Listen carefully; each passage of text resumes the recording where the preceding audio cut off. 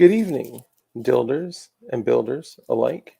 It's your boy, Dark, with DLD After Dark, and we already got 23 people waiting here for this evening's stream. So, tonight is going to be special.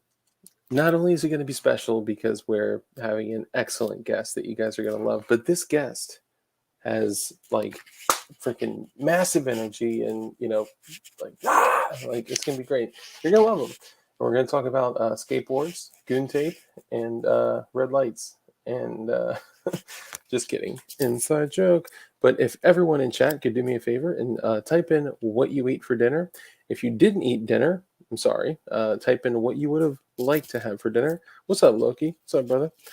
So, as I mentioned yesterday evening, we had one of our viewers make quite possibly one of the coolest videos with the corniest music. Like, I'm talking like a substitute teacher came in and said, "Hey guys, we're just going to watch videos today." And you knew Reading Rainbow was like the next thing coming up. It's that. So enjoy. Oh, and thank you to Tactical Pineapple for putting this together during the stream.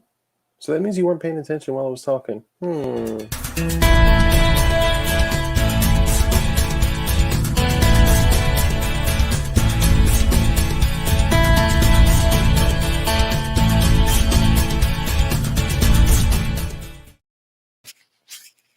We're back. So today, we're going to have conversations of the additive manufacturing type. No, guys, it's going to be a blast. You guys may have seen this individual on P80 Ralph's streams. You may have seen him on Instagram. You may know him as Plastik Gatz. You may know him as Punished Gatz, but you will know him as Gatz. I'd like to introduce our guest, our featured guest, Plastik Gatz. I know what sex is, but I'm not going to tell you. I'm really actually okay. As a matter of fact, when you were doing that intro, I was just going to say something totally dumb and stupid. I'm surprised that you remember what Punished Gatz was. Like that's honestly pretty funny, dude. Yeah, like I've been a fan of yours for a while. I actually have a Punished Gatz tattoo. I'm just kidding. Oh, okay. I was like, well, really? It says on your IG actually. What?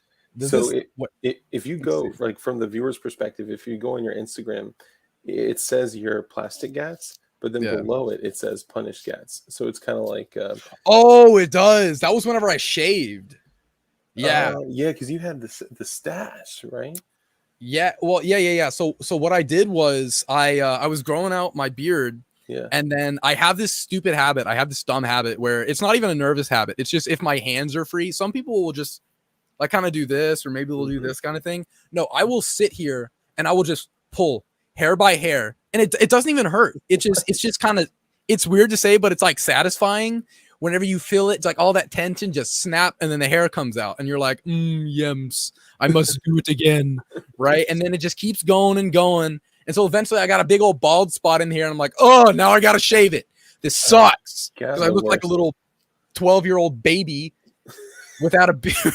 You know what I mean? It just sucks. I have the same thing. Like we all got like these little like weird things, right? And it may be like I have this weird thing where like I if I get like nervous or anxious and I'm in the right attire, then I'll literally like pick at my arms like a meth addict. I'll just like pick at my arms, and I don't know why. Never knew why.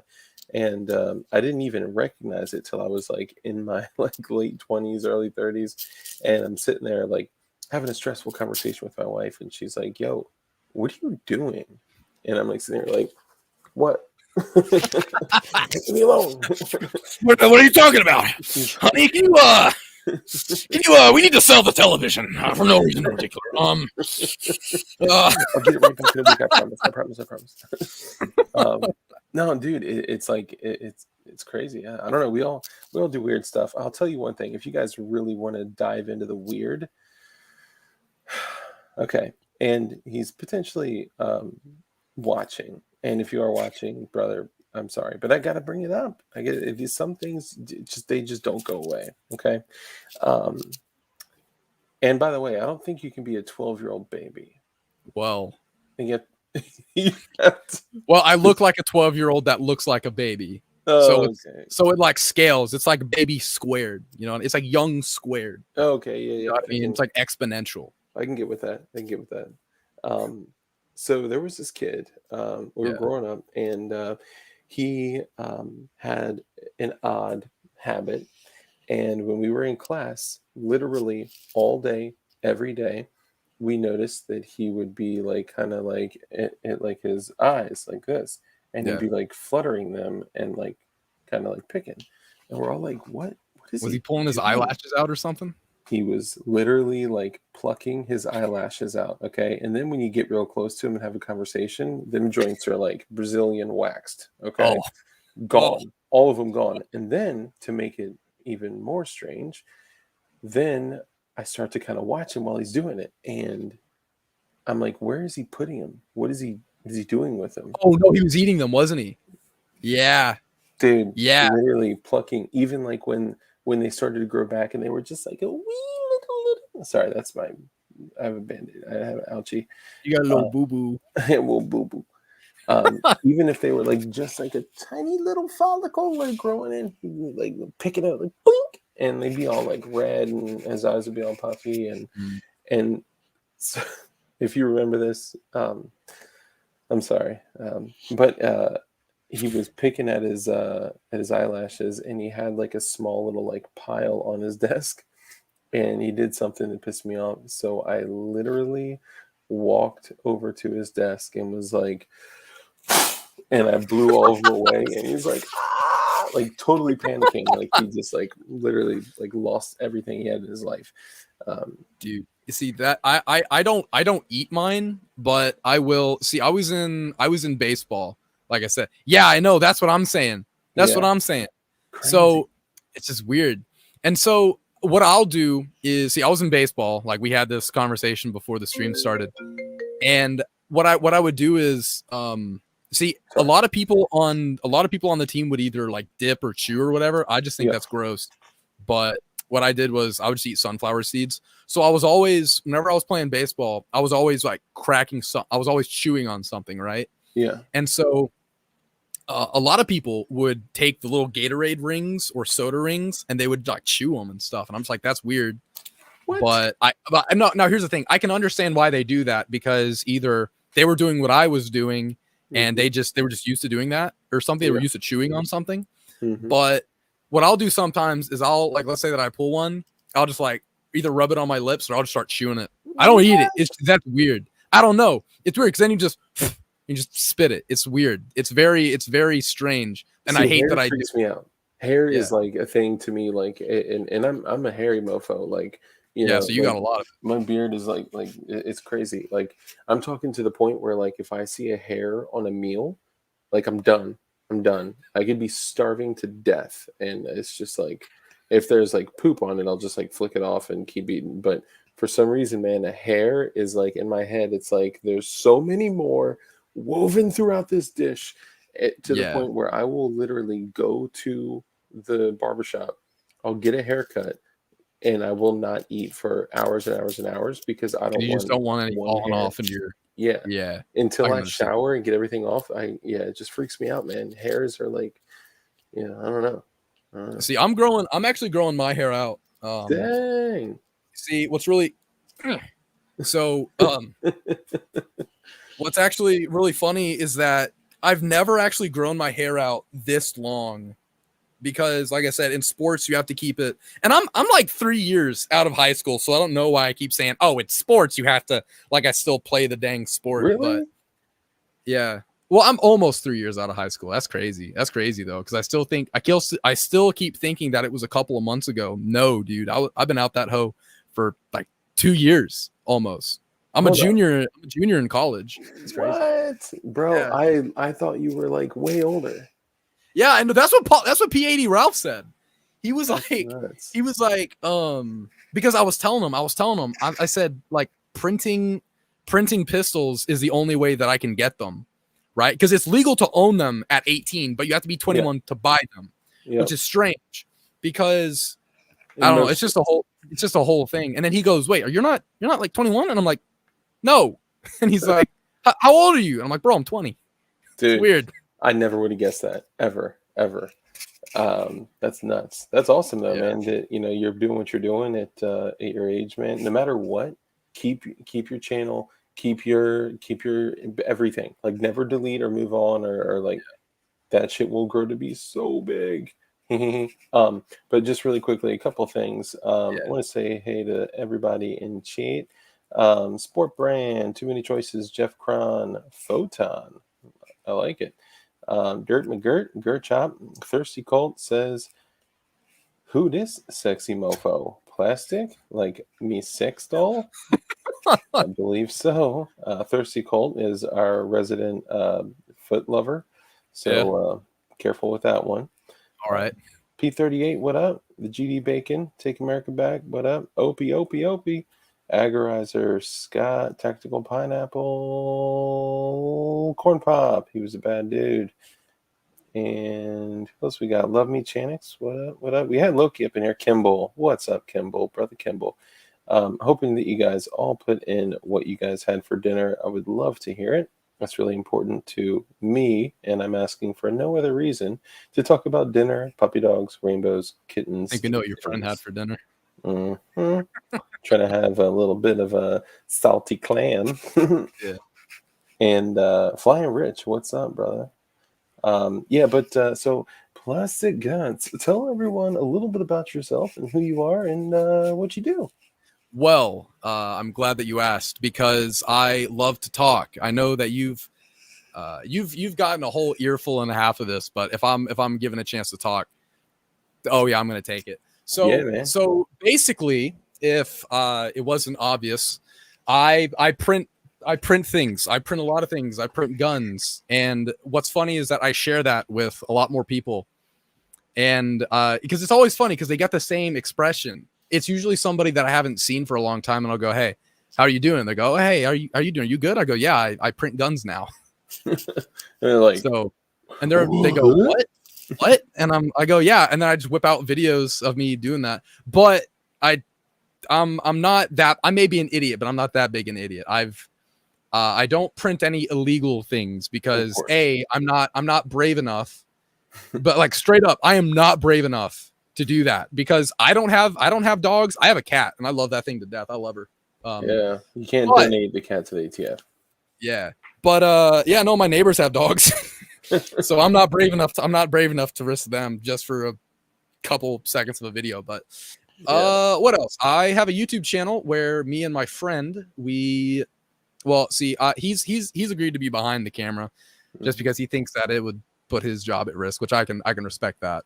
Not because we do anything that would get him fired, but just because the nature of what I do, it can be sort of construed as something really bad. It's definitely kind of become like even totally legal, usage of firearms. Like I remember when I got my first job that was like a really high level of I guess I don't know, public, like whatever, right? Like I was more out there.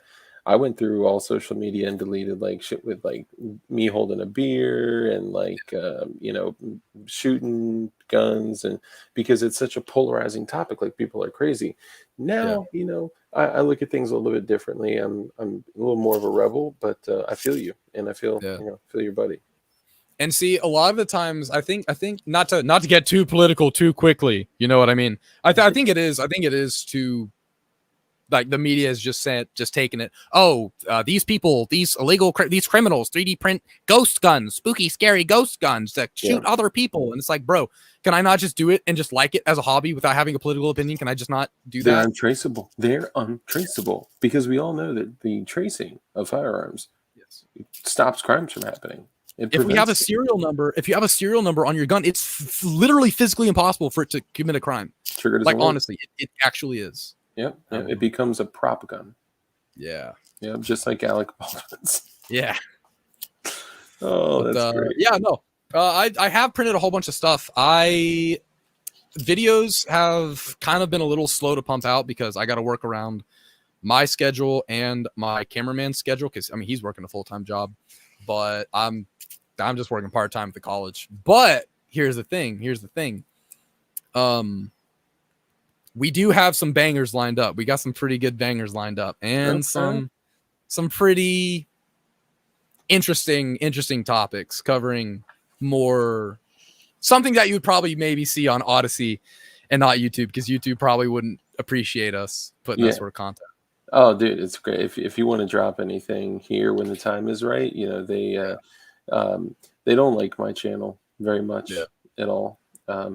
Something about like, doing videos on, E-Team, Jello Team, Dancing Israelis, 9/11, showcasing who runs, stuff like that. So, we're a fun bunch.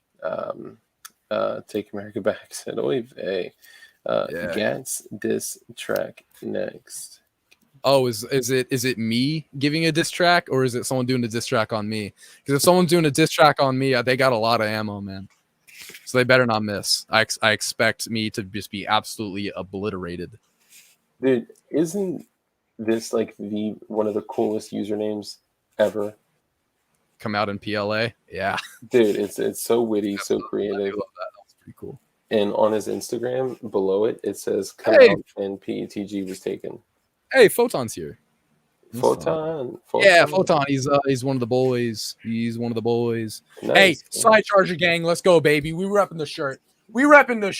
Side Charger Gang, baby. You already know what it is.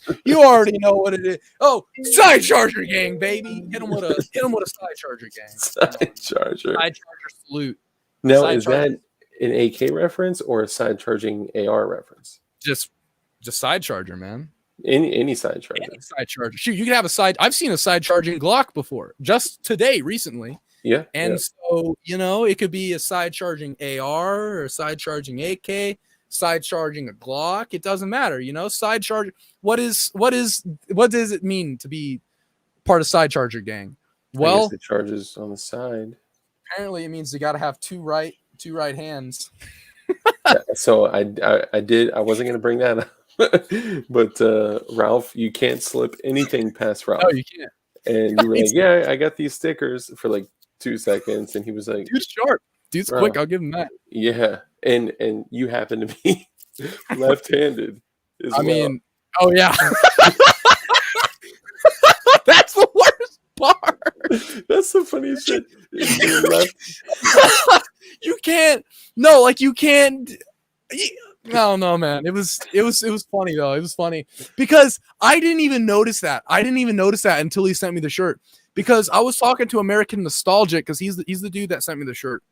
Yeah. And I was going back and forth because he was, he's got it. Actually, no, he probably heard us say it. But the thing is, I was talking to him, right? And he goes, "Hey man, I'm making some like Side Charger Gang stuff." And I'm like, "Dude, that's awesome. That's cool." And he goes, "Hey, do you want a shirt?" I'm like, "Yeah." And so he's like, "Hey, these are some of the designs that we're kind of thinking of." And then I'm like, "Dude, that's sick." And so he sent it to me, and I'm like, "Oh, dude, this is so cool." And then I look at it and I'm like, oh well, I don't care. I think it's one of those cool Easter egg things, right? Where most people are like, "Oh, that's so cool," or "Oh, I never noticed that," or "Oh, I never noticed that the Apple logo was like a phone."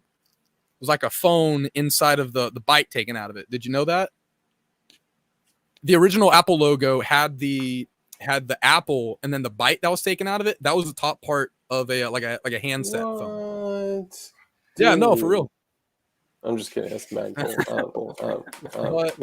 But like, you see that bit right there. Yeah, see, it's a phone. Like it actually had the phone there. See, like the handset phone. Right there. Dang. I can send you the picture. Oh, let me see. Yeah, I totally believe it. So when it comes to side charging, I'm more of like if it's an AK, right? I'm gonna slither in between the trigger guard and the mag well, and then rack it like that.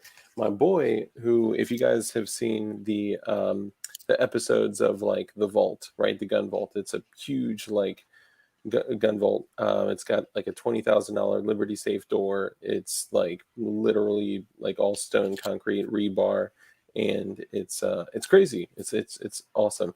And then there's probably $150,000 of guns all over the place, probably more because just the M16 is like 25 grand plus. But anyway, he has this AK, and it's the top half, the charging handle is inverted. It's like flipped over, so the charging handle is on the left side, and the top cover is cut on the left side, right? So when I see it, I'm like, oh, dude, this is so dope. Like, this is gonna make mag changes like so easy. But all it did was just put a reciprocating charging handle right in front of my face. So I was like, I'm going back to traditional AKs. The GD Bacon, what's up, brother? Thank you for the super chat. He says, Can you mod a side charger? Yeah, why not? I don't see why not. I don't make the rules. You rules. can key mod anything, man. As long as you play the print, shoot, repeat key mod song while you install the rail. Dude, I'm gonna be real with you, dude. PSR, man's a freaking dude's just cool.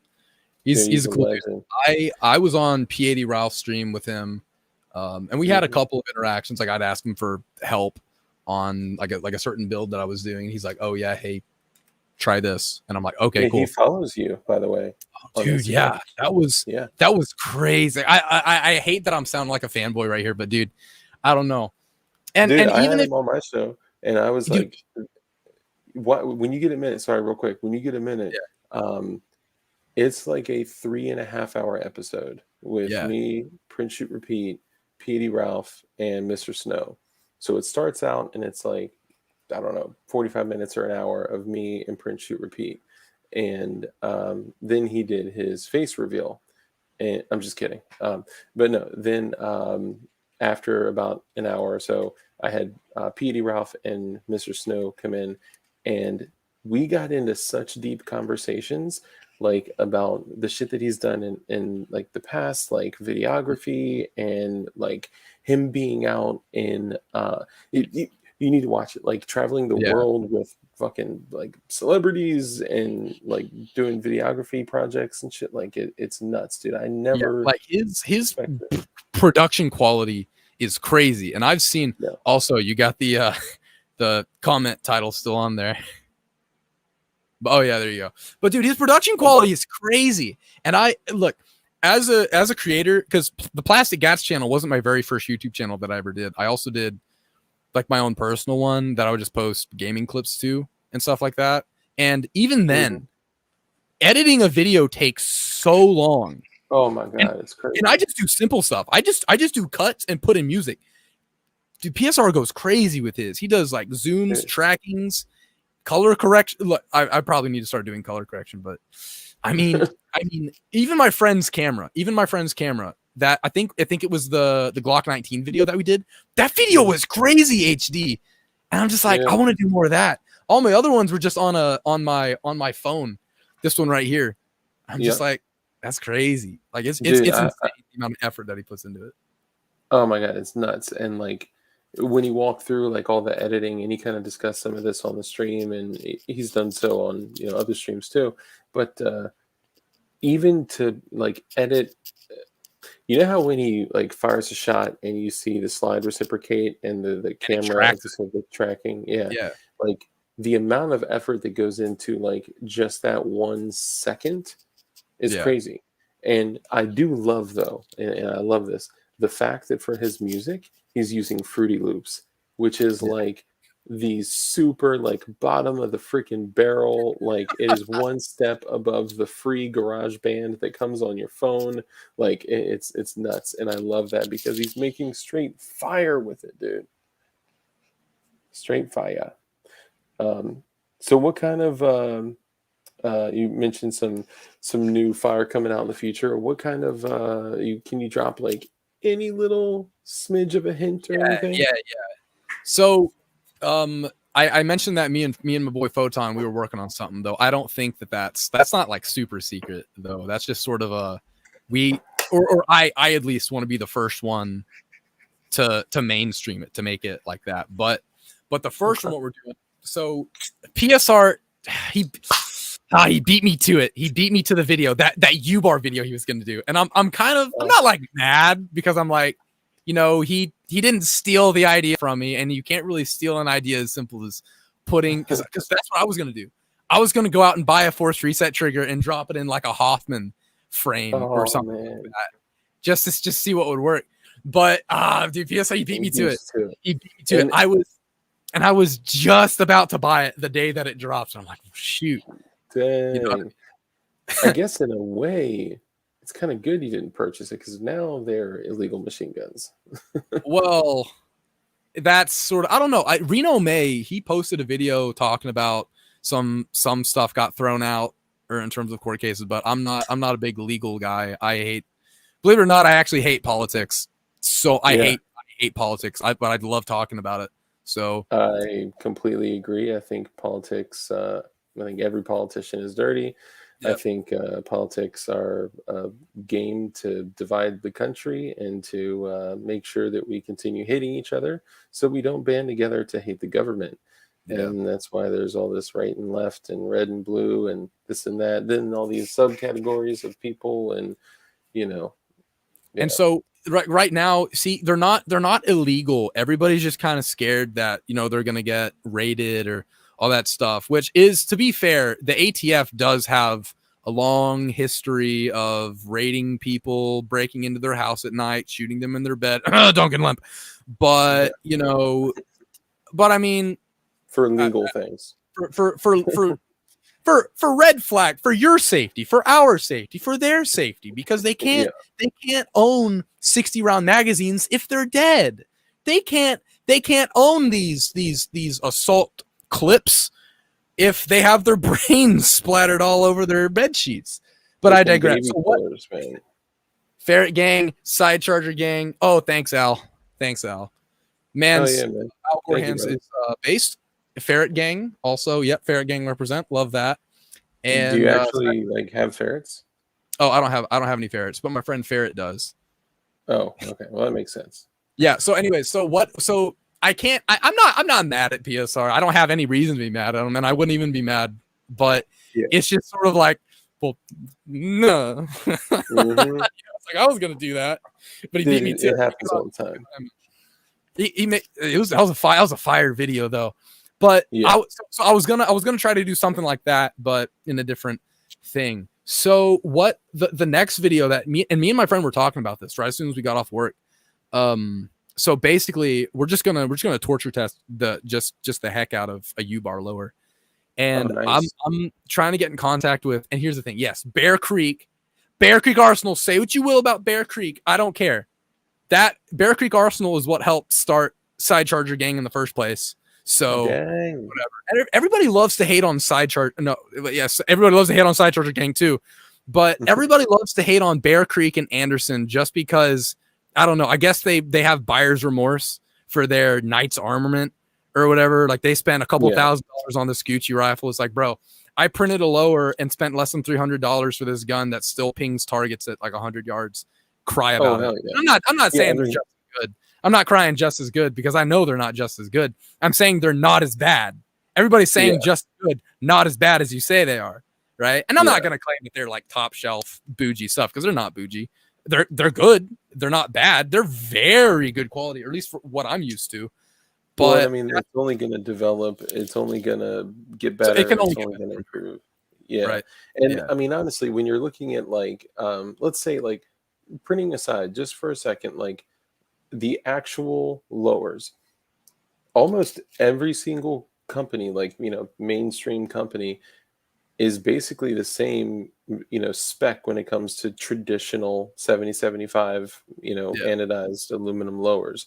Now, of course, once you start getting into like grades above, like even Aero Precision has like some dope features on their stuff. Then you can get into like I have an LWRC lower, and that's like straight Gucci, and it's cool, but like I get to take out my magazine with my left hand sometimes if I want to, but I actually can't now because I installed Knight's anti-rotation pins, and that blocks the ambi magazine release. so I can actually only drop it from the other side. But I mean, lefty problems.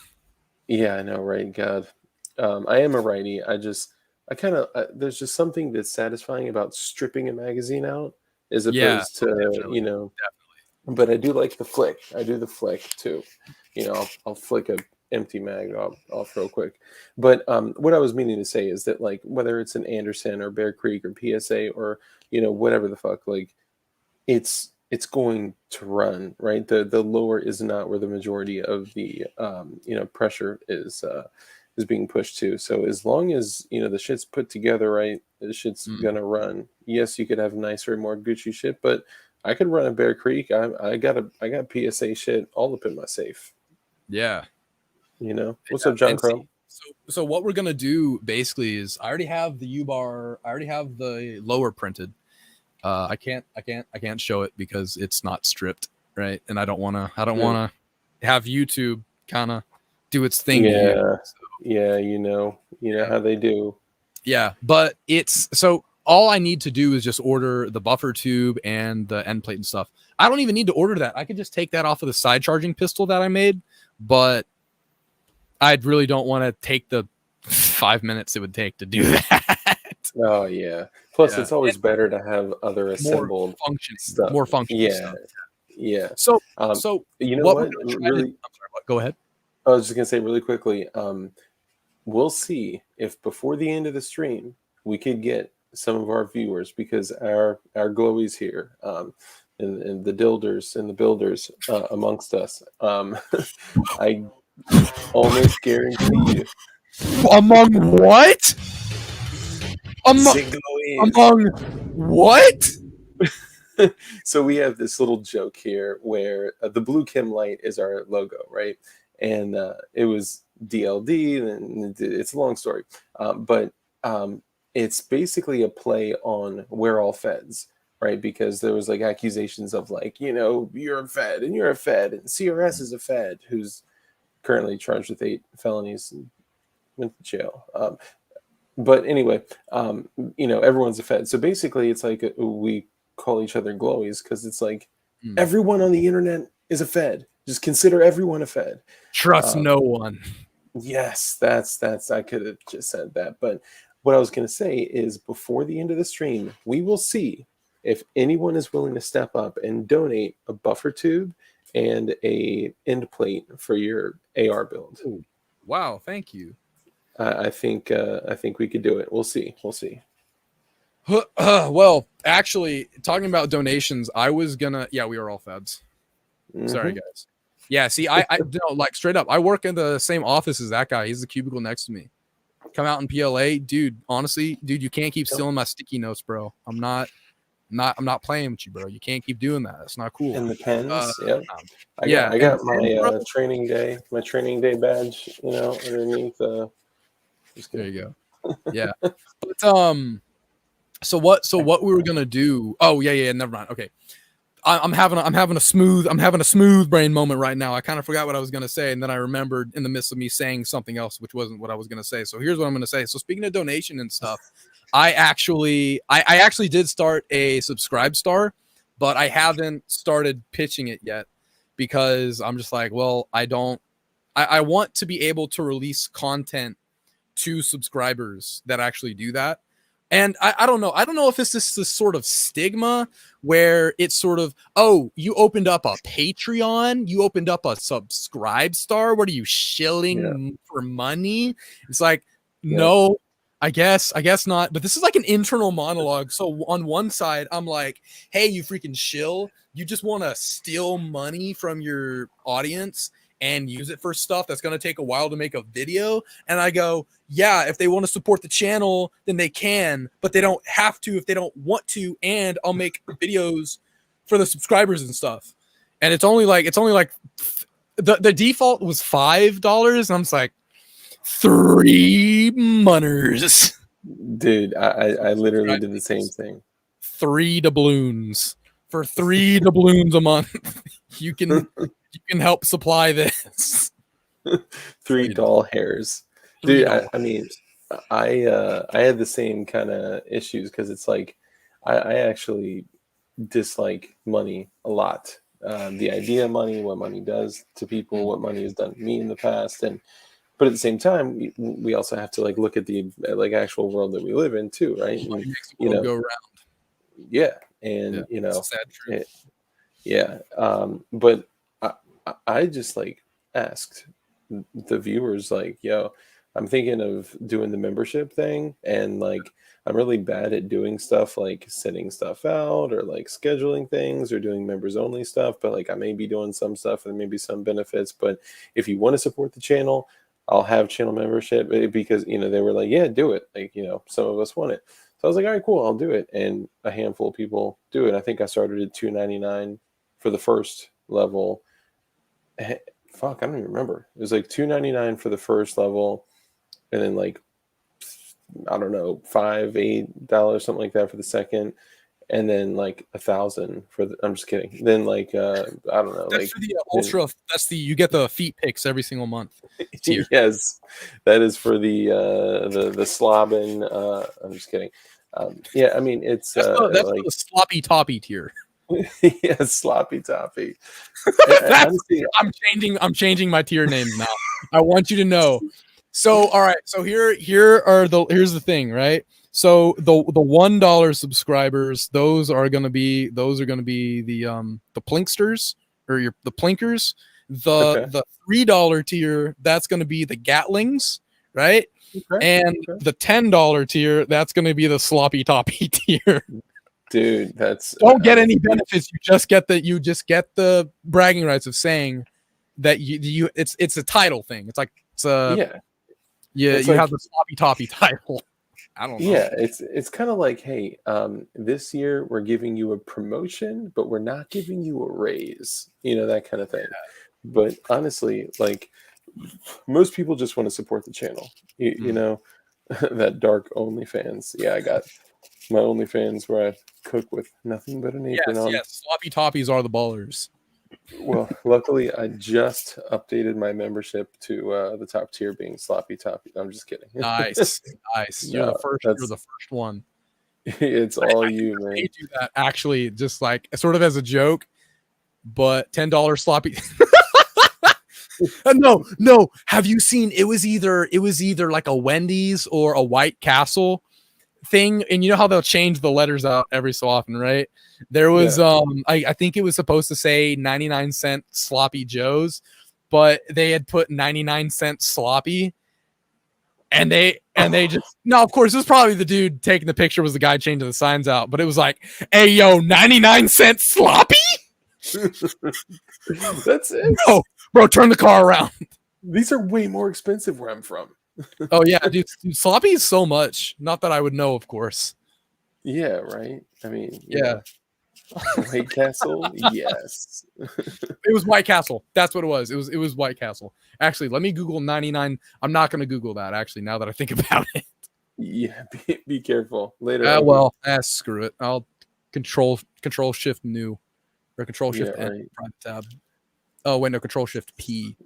So that's what Key ASC, you got it, brother. So what I was gonna say is you need to do a sloppy toppy shirt now, sloppy toppy merch, sloppy toppy, sloppy toppy side charger gang.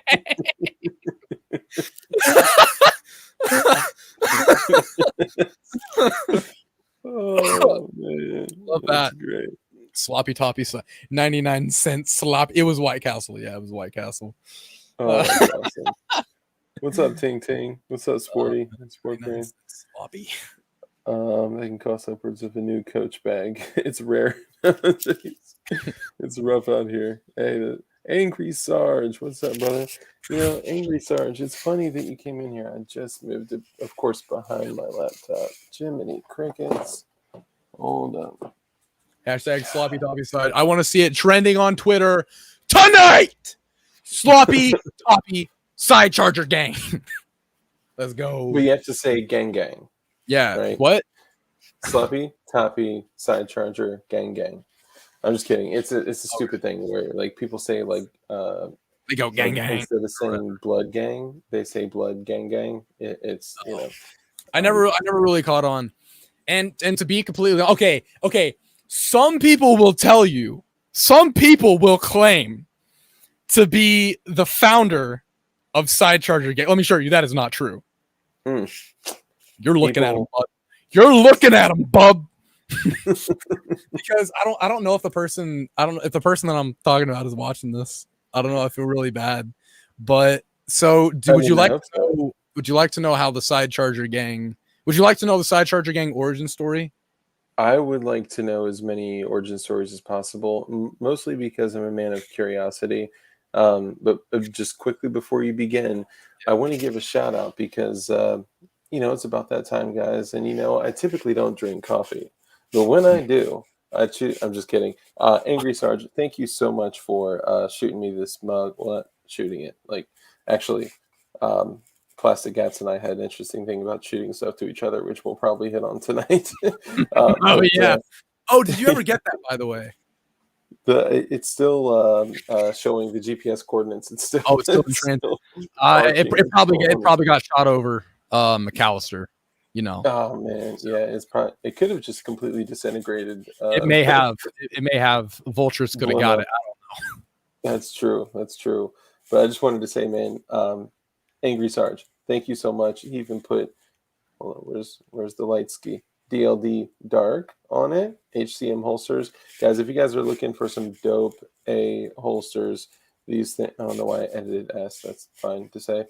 If you're looking for some dope ass holsters, HCM is where it's at. They do literally have like the sickest quality out there. It's nuts, man. It is nuts, sack crazy. Check them out. I got an affiliate link too, and you can use code DARK to save some money too. I use a coffee in a Max Dark, probably. Oh man. Jesus. Oh, sorry. So, what I missed?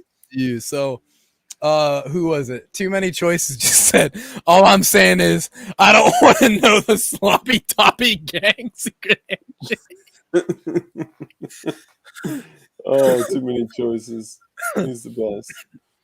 Oh, so that's what they mean when they say there's too much slop in the rifle. Too much slop. All this dried up saliva. Too much slop. Too much dried up saliva. The saliva is just cooking on my bulk carrier group. Bro, it's cooking on my slop. What the heck? How am I supposed to slop? How's this rifle supposed to have any slop? Dude, way too much slop. Okay. Hey, it's Luigi. You changed your name. Story.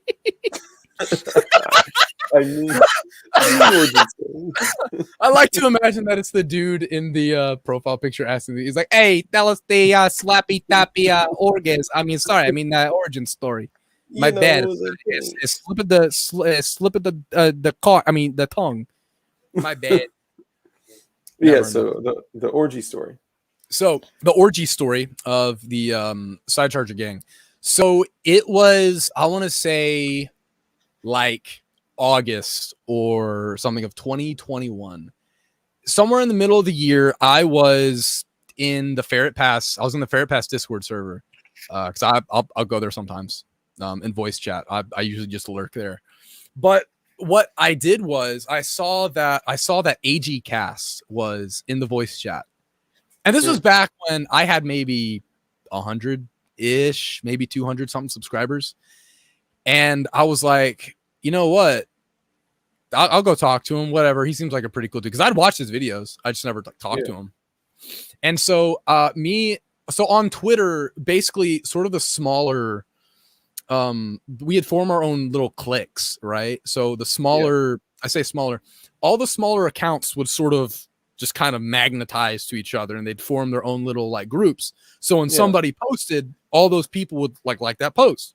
And so they would communicate with each other. So, it was me and I was talking to another. Oh, I hope I didn't say their name. I may have already said their name, but I'm not gonna. Whatever. No, because all you've said so far is AG Cast. That's it. Okay, cool. So I feel really bad because and I really shouldn't feel bad because it feels like to me like I'm saying you had no part in this. You had nothing to do with the creation of Side Charger Gang. It was all me. It was all me. You know what I mean? But what had happened was me and this other individual we would like each other's posts, right? And so we were at the same YouTube channel and Twitter channel height. Yeah. So I said, hey, AG Cast is in the Ferret Pass Discord server. You want to go annoy him or whatever? Because I'd seen that he'd talked to AG a lot, so I was like, oh hey, he knows this guy. Maybe I can, use him. Maybe I can be his +1. Maybe I can slide up in there. Which sounds really. Now that I say it out loud, that sounds super manipulative. I love the guy. I love the guy. Right, we're still friends. Right, I don't want that. Yeah. That sounds really bad. Holy crap! I didn't. So I use this guy to. Well, yeah. So I use him for my own manipulative purposes to rise up the ranks of the niche internet micro celebrity status ladder. But it was only for personal gain. Only for personal gain. I climbed him. He's just another rung in the ladder that I grabbed on with my little mitts, and I stepped on, not thinking a second thought about it. He is the dirt, but he's my boat.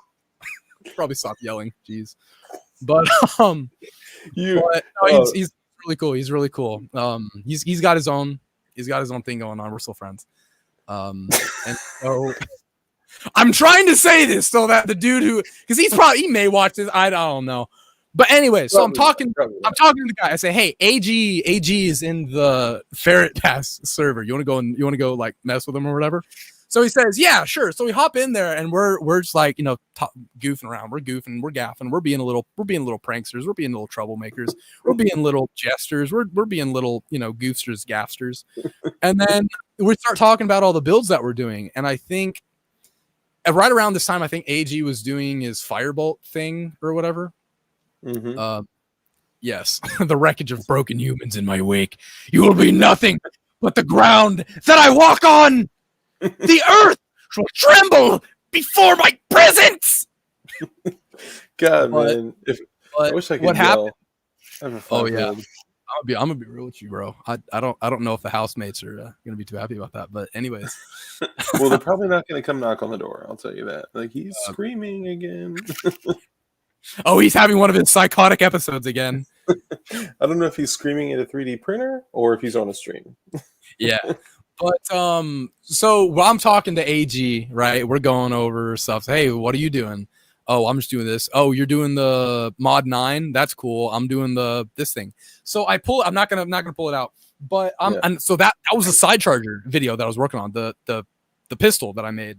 And so I'm like, doing all this side charger gang, all that, because there was a big meme back whenever or whatever.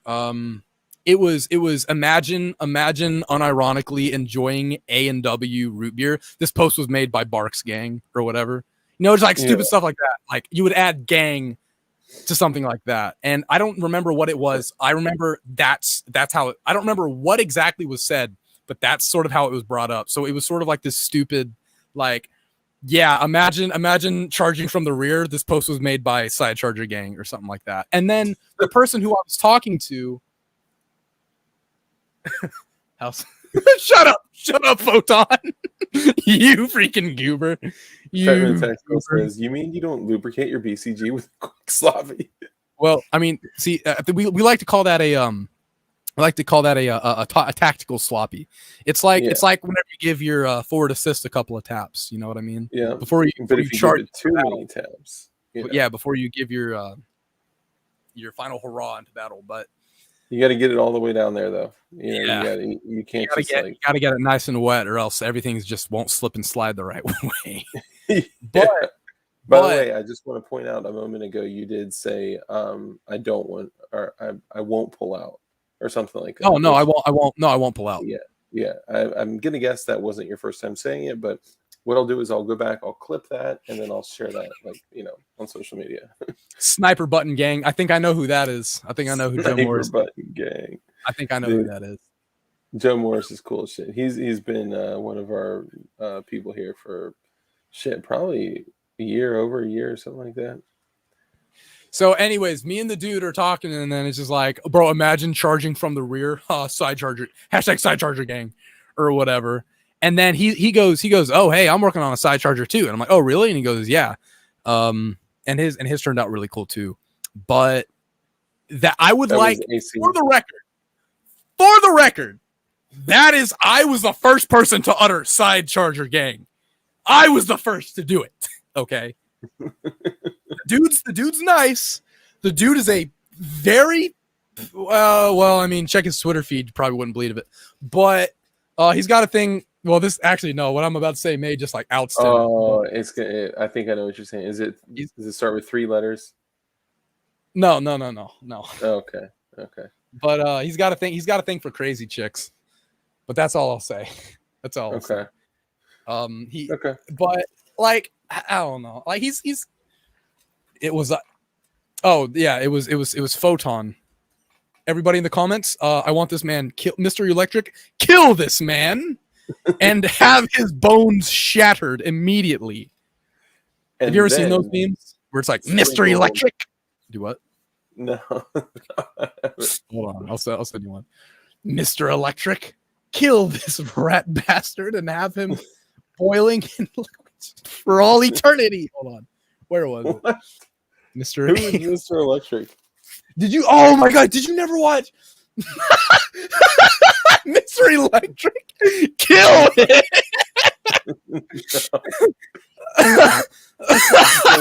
Hey, hold on. Have you never watched Shark Boy and Lava Girl? What? Okay, it's not the bake. Okay, have you never watched Shark Boy and Lava Girl? No. Okay, hold on. Give me a second. So there was this scene in Shark Boy and Lava Girl where the main character, he's in class and he's writing he's like, okay. So this other kid who's like, I guess the antagonist, like takes the kid's journal, his dream journal, and he's been drawing and marking it up and stuff. And then he hands it back. He's like, I found your dream journal. Right. And then the dude's like, he ruined my dream journal. And then the kid goes, I did not. Mr. Electric, send him to the principal's office and have him expelled. So, and this was a movie that came out in like what, 2002, 2003, really early. And so I don't know why and it wasn't like it was a big meme or anything. It was just sort of one of the niche parts of the internet. Mr. Electric. Yeah, no, Kimball, my 5-year-old's asleep. So if you notice in streams when I pull the mic closely, and talk kind of low, similar to how I am now, it's because I can't wake up my 5-year-old. But one thing I do love is Plastik Gatz laugh. Like his laugh makes me laugh. I've been told it's very contagious. But dude, it's nuts. It's like would you like to know? Actually, that's not even as bad as it gets. So what would happen? So that laugh is sort of like a controlled burst of exuberant eldritch energy. So what it used to be is if something would set me off and I would just start like laughing and coughing at the same time, right? And it was just I don't know. But I've just learned to suppress the cough, so it comes out as like a. I'm just like, dude, which is still pretty funny. I first heard it on P80 Ralph's stream, and I was fucking dying. And by the way, it was when I was home, like dying of COVID. I ended up. You were coughing too. I likely was coughing too. I did not end up dying. Hold on, let me plug my headphones back up. And of course it. Little clicky thing. So I did not end up dying, but when I watched that stream, laughter is the best medicine, right? And I was able to kind of exit this like deep dark world of sadness of being by myself with a fever of 104 for 2 weeks. Yeah, that was fun. But I'm good. Thank you, Ting Ting. Appreciate that. The thing about the Mr. Electric meme. Hold on, let me see. The thing. Would you believe me if I told you that I was like totally sober though? I'm just an idiot.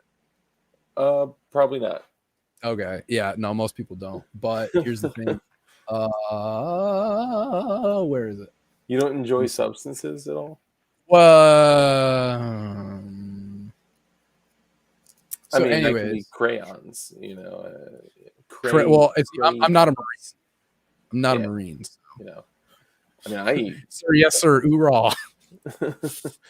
Oh, okay. There we go. My favorite color is tickle me pink. My favorite kill is blueberry. I sent it on I Instagram. was gonna say my phone just lit up. Oh, my nose just whistled too.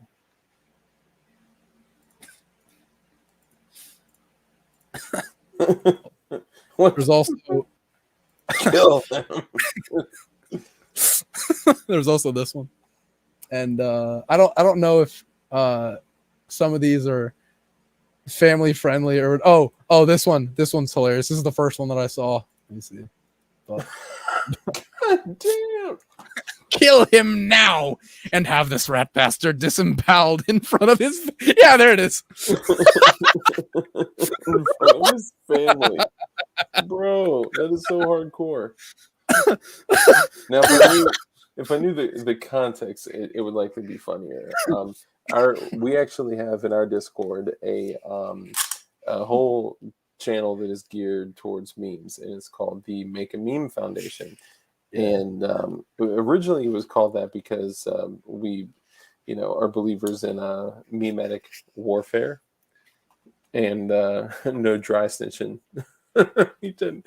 No, he brought it up. He said, you wouldn't believe that I'm actually like, not on drugs. And, I'm fucking around. I don't care about your drugs. Plus, lots of shit is legal in some places. But anyway, moving along. Don't do anything bad and stuff, and only do legal stuff and stuff. Yeah, because illegal stuff is stupid. Yeah, Illegal stuff is stupid and dangy. Yeah, as much as I hate, and I've talked about this too. I've talked about like how much I hate the fact that it's like who decided that the cutoff age to buy long guns was 18 and then pistols is 21. But if I can get a long gun chambered in 9mm, I can't. It's like, how do I go buy bullets? They're not going to sell me bullets. Some places do, but it's crazy. I remember when I was between the 18 to 21 age time frame, and I would go to like Walmart back when they like sold ammunition, and I know a lot of Walmarts do. So all you guys be like, my Walmart's fully stocked for $2. I can get 1,000 rounds of 5.45, and I know, but which that's impossible. If your Walmart has 5.45 spam cans, call me immediately. I will. Bro, what Walmart are you going to? It's got 5.45 in it. Yeah, right. No, but I would go there and I'd be like, I need whatever boxes of 9mm, and they'd be like, ID, and I'd be like, sure, here you go. Like, yeah, it's for a Kel-Tec Sub 2000. Well, that's pistol ammunition. Since when? Pull up a picture, like, bro, like, now back then. Do I need to bring my rifle up here? Because I know that. And here's the thing: I've been to a couple of academies, and some have ID'd, some haven't. But here's the thing: I've talked to a couple of guys at the gun counter, and some of them, I don't know if this is FUD lore or not. But what they will tell you sometimes is, I'll just be chatting it up because the day's slow, and then I'll say, it really sucks because I have an AR9, right? It's a rifle length AR9, but I can't buy ammo for it because it's 9mm. Nobody will sell it to me because I'm not 21.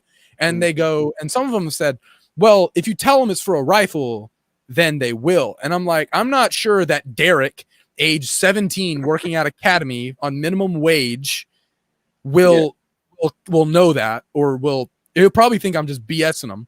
Yeah. Which, I mean, look, if I were trying to keep my job too, I wouldn't risk anything either. So I don't blame the cashier. I never blame the cashier when I'm like, hey, they're like, show me your ID. I'm like, do I have to be 21? Like, I bought this a little while ago and like they didn't require it. And they're like, well, we have to because it's 21, blah, blah, blah. And I'm like, okay. And sometimes if it's worth my trouble, I'll be like, well, so-and-so told me if you do this, and they're like, yeah, well, I'm sorry, I still have to. I'm like, I understand. That's fine. I'm not mad at you. right? Like you're just following policy and you're trying to CYA, you know what I mean? So cover your ass, right? Mm-hmm. So that's one of the big things that they teach you. And I haven't even talked about my college class, but anyways, so yeah, I never blame the cashier, but it's just so dumb. It's just so dumb because it's like you can own one at 18, but you can't buy the ammo. Yeah. And some people are like, okay, well, you can just go to private sellers. If I do that, I'll get accused of straw manning, right? They say, oh, that's a straw man purchase. Then how am I supposed to get it? Dude, right? It can't be like straw purchasing ammo. That's not a thing. That's fine. I mean, what I used to do, and it's funny. The reason I laughed is because I got a picture in my head. I was gonna say, take a picture of yourself holding the rifle and your ID, wearing a Side Charger Gang shirt, and you'd probably be good. But I mean, it would be hit or miss for me too. Like I would go like at the local gun shop or wherever, or Walmart. Honestly, you guys are gonna hate me, okay? Before I started understanding how the world works, a lot of my stock of ammo came from Walmart. Sorry, globalist organization. They're terrible, I know, but whatevs. And I would be like, bro, this is for a 9mm rifle. Like, I promise, pinky promise. And most of the time they would sell it to me just because I can typically, I have the ability to influence and persuade. But yeah, sometimes they wouldn't. Half the time they wouldn't. And, it'd be like store policy or they'd say it's the law. I'd be like, actually, pursuant to U.S. Code 18 USC, but it's going to be hit or miss wherever you go, whatever you do. And it is crazy that you can legally, and state laws may vary throughout the U.S., but you can legally own a pistol at the age of 18. People get this confused so much because you can't purchase one at a gun shop. You can't fill out a 4473 for a pistol until you're 21. So people are like, oh, you can't own a pistol until you're 21. Well, that's just not true. And we kind of talked about that before we went live as well. Yeah. And see, so what we were talking about before is I don't even remember what we were talking about. Was it? Oh no, it was that I was like how old I was. Right? Yeah. And so I said, like that's why I haven't like bought pistols yet, because dude, the CZ7 the CZP01, oh dude, that is what I'm getting my first day 21. I'm calling up House of Guns, because that's like the gun shop that I go to. Calling them up 2 weeks in advance, and they said, and see like here's the thing, I called like a week or two ago to ask about this, to ask if they could do this, and I know a couple of the guys up there, but what I said was, I said, hey, I said, hey, can I like fill out a 4473, but like for the gun, but not pick it up until I'm 21? Because I was like, okay, well, the 4473 will already be filled out, and I don't know if I could put like a down payment on it. I don't know if that would be legal or not. And I was asking them about it, and they said, well, legally, you can't put pen to paper to that 4473 for that pistol till you're 21. Yeah. And I'm like, okay. That's true. So that I worked at a gun shop for like 5-6 years. So you can't fill out the 4473 and like post date it, but you can legally put money on the gun. So you can like go to putting a quarter on a arcade machine, say I got next. Right? Exactly. Just set it there, right? And hopefully, no, you should be able to purchase it. So I would hit them up and be like, hey, look, if they got what you want and you got the money and, all stars align, gang, what you could do is be like, look, I'm going to purchase this. I'm going to give you these slave tokens for that handgun. Only what I will do is come back when I am 21 of, legal age, even though they used to send people to the Civil War at the age of 16 to build their firearms. Yeah, makes lots of sense. Now, personally, I'm not a CZ guy, but now here's the thing. The CZ, now my friend bought a Jericho, and I know that Jericho and CZ, they have their own little relationships and stuff like that. But really? The CZ7, the reason I say the PO1, you talking about the Shadow, the PO1 Shadow? No, not the Shadow. I'm talking about so the P01 is like their compact. It also had the Omega version. Oh, yeah, stuff like that. The polymer frame. And so this gun shop, it's so big. It's so crazy how much guns House of Guns. Yeah, there's a lot.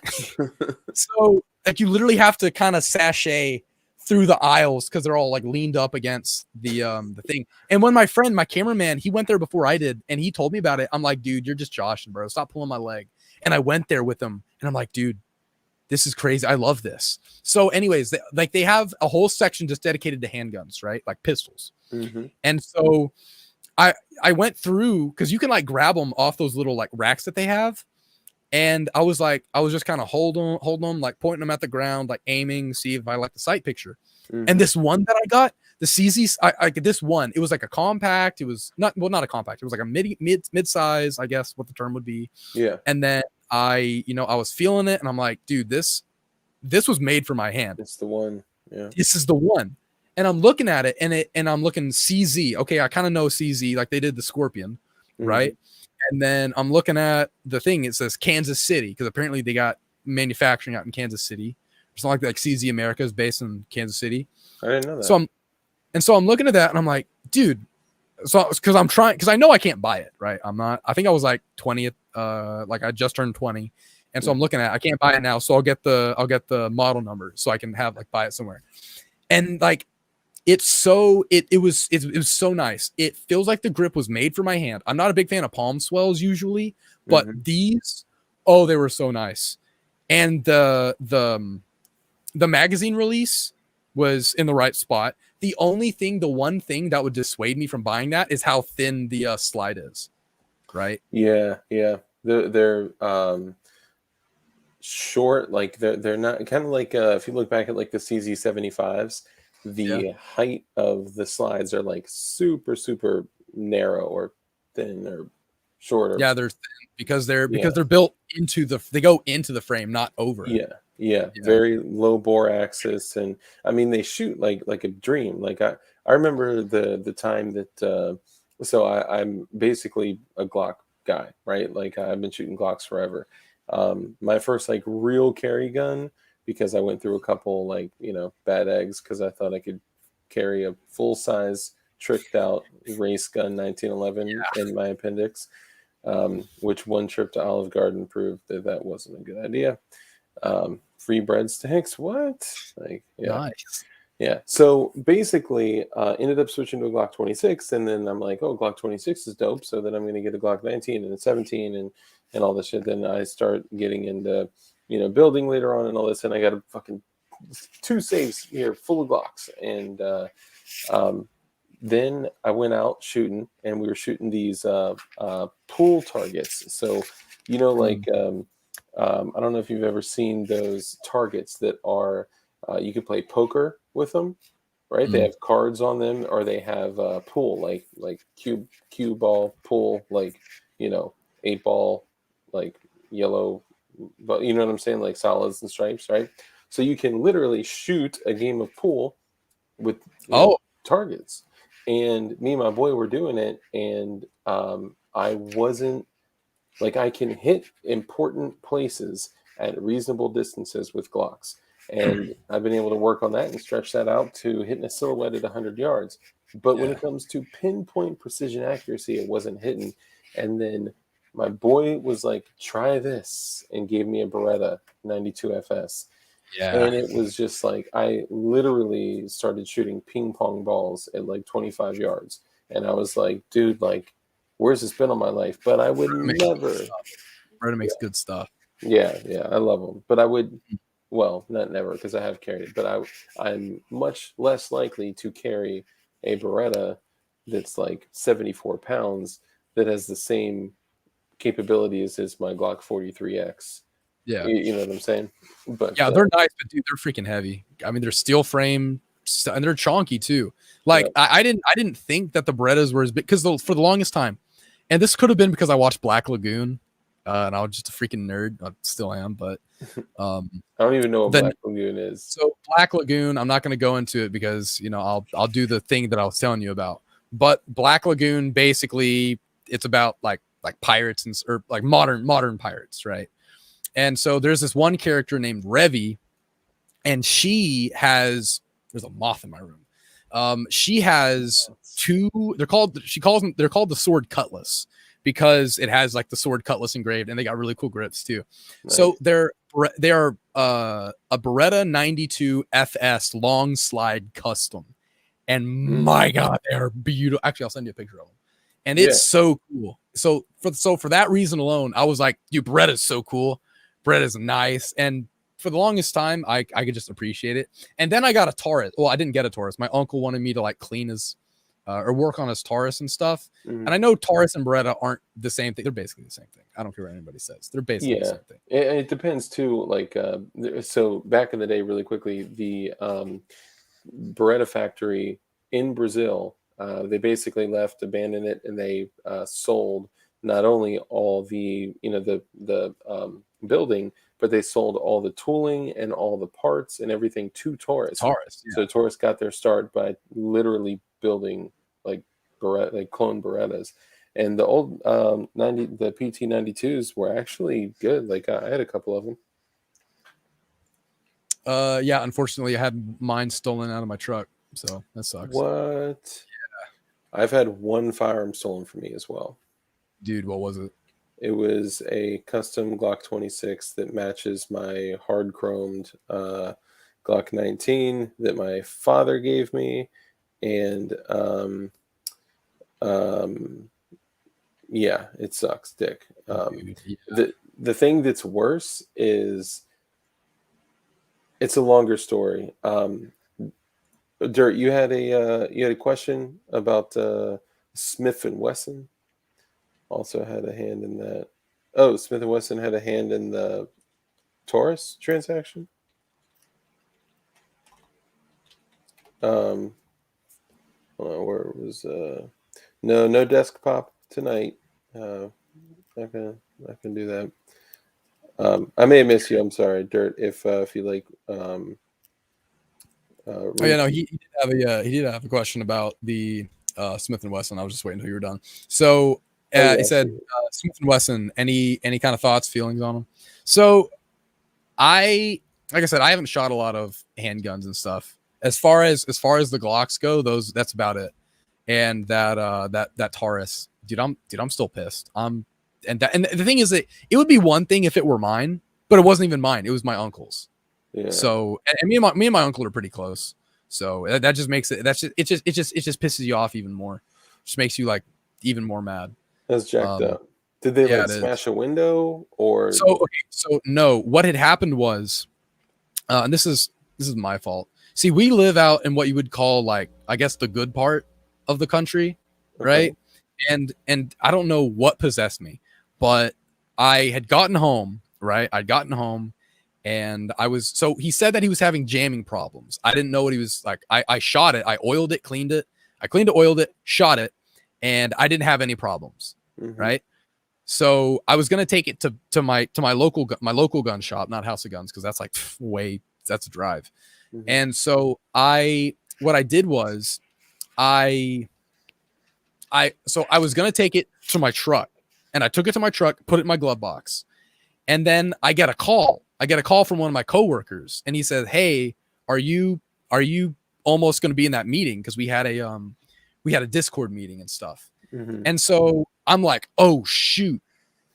And I thought it was an in-person meeting, but then I said, he's talking more about it. And he said, oh, it's on Discord. And I go, okay.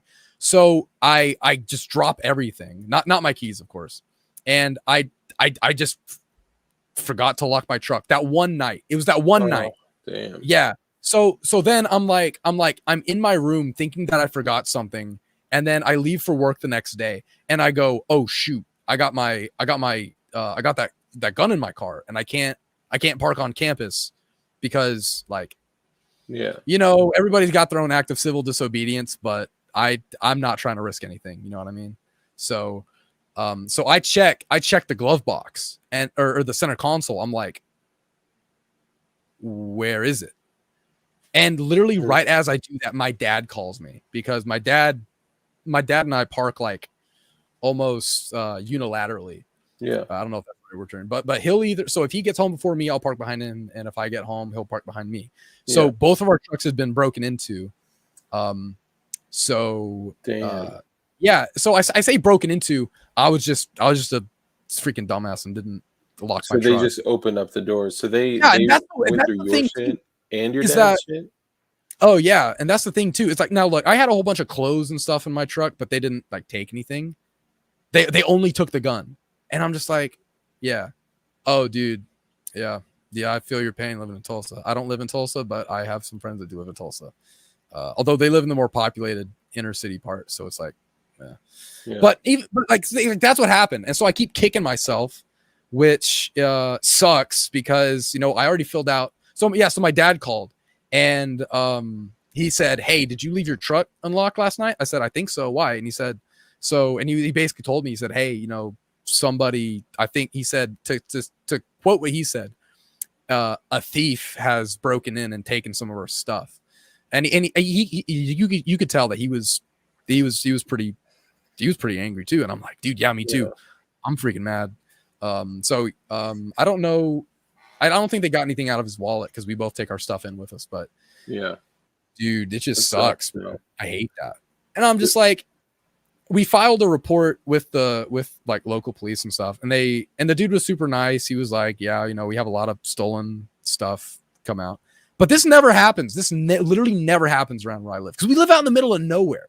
Yeah. And I'm even more upset because I didn't hear them pull up or drop. They must have dropped them off at the road or whatever, because God help anyone who gets behind that Romeo 5. God help ever gets behind that. Yeah. Because if I had known that, they wouldn't have gotten the chance to do anything else. Just they would have wait been a until red the pistol, stain on my gravel. Wait until the pistol's in their hand. They're like, no, "Oh, I'll light them up. I don't care. This isn't even it's not self-incrimination to say that if you're trespassing and I don't know you, you're getting blown away. Yeah. I don't know you, dude. You're getting the wacky switch. No, I'm just playing. I gotta drag them in the house in Virginia.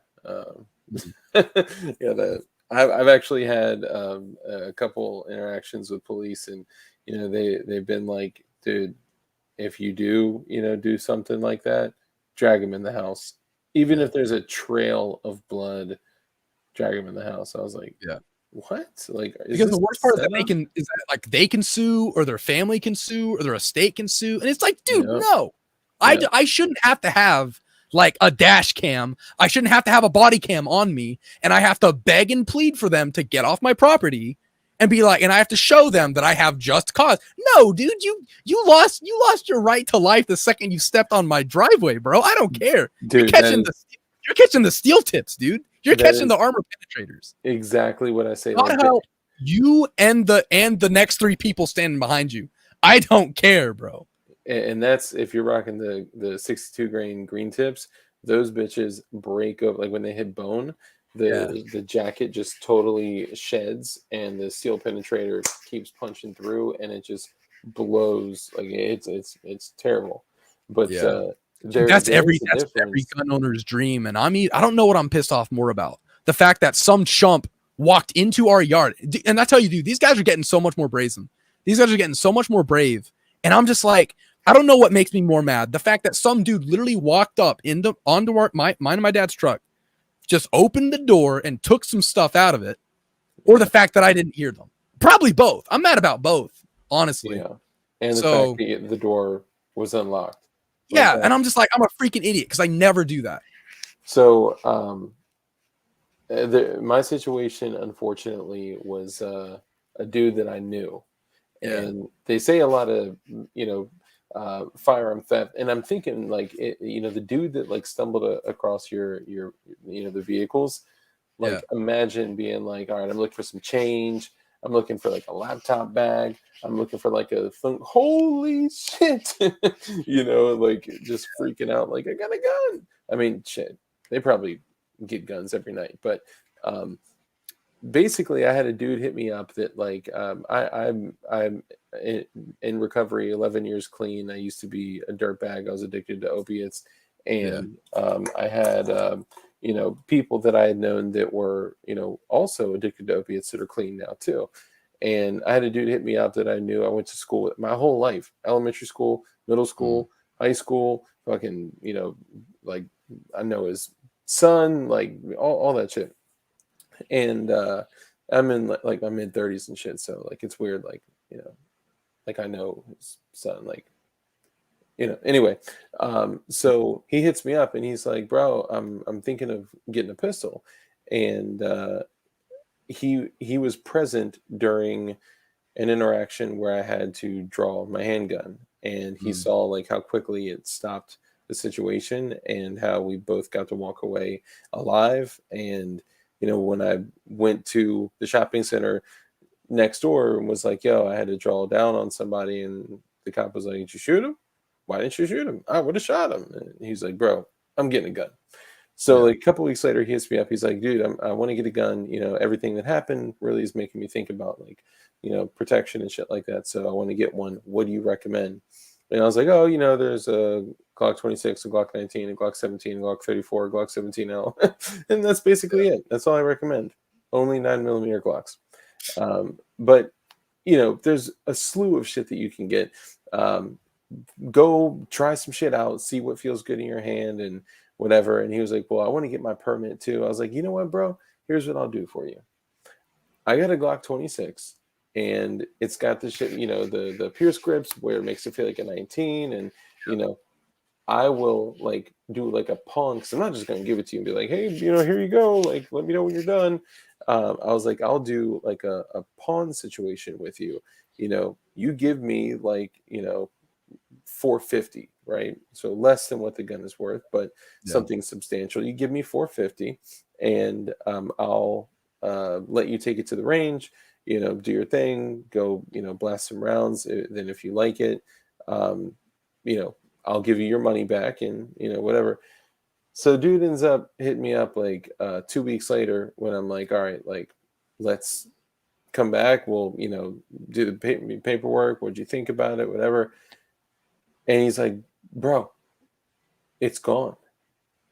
Oh, I was like, what do you mean gone? Right. And here's where shit gets interesting.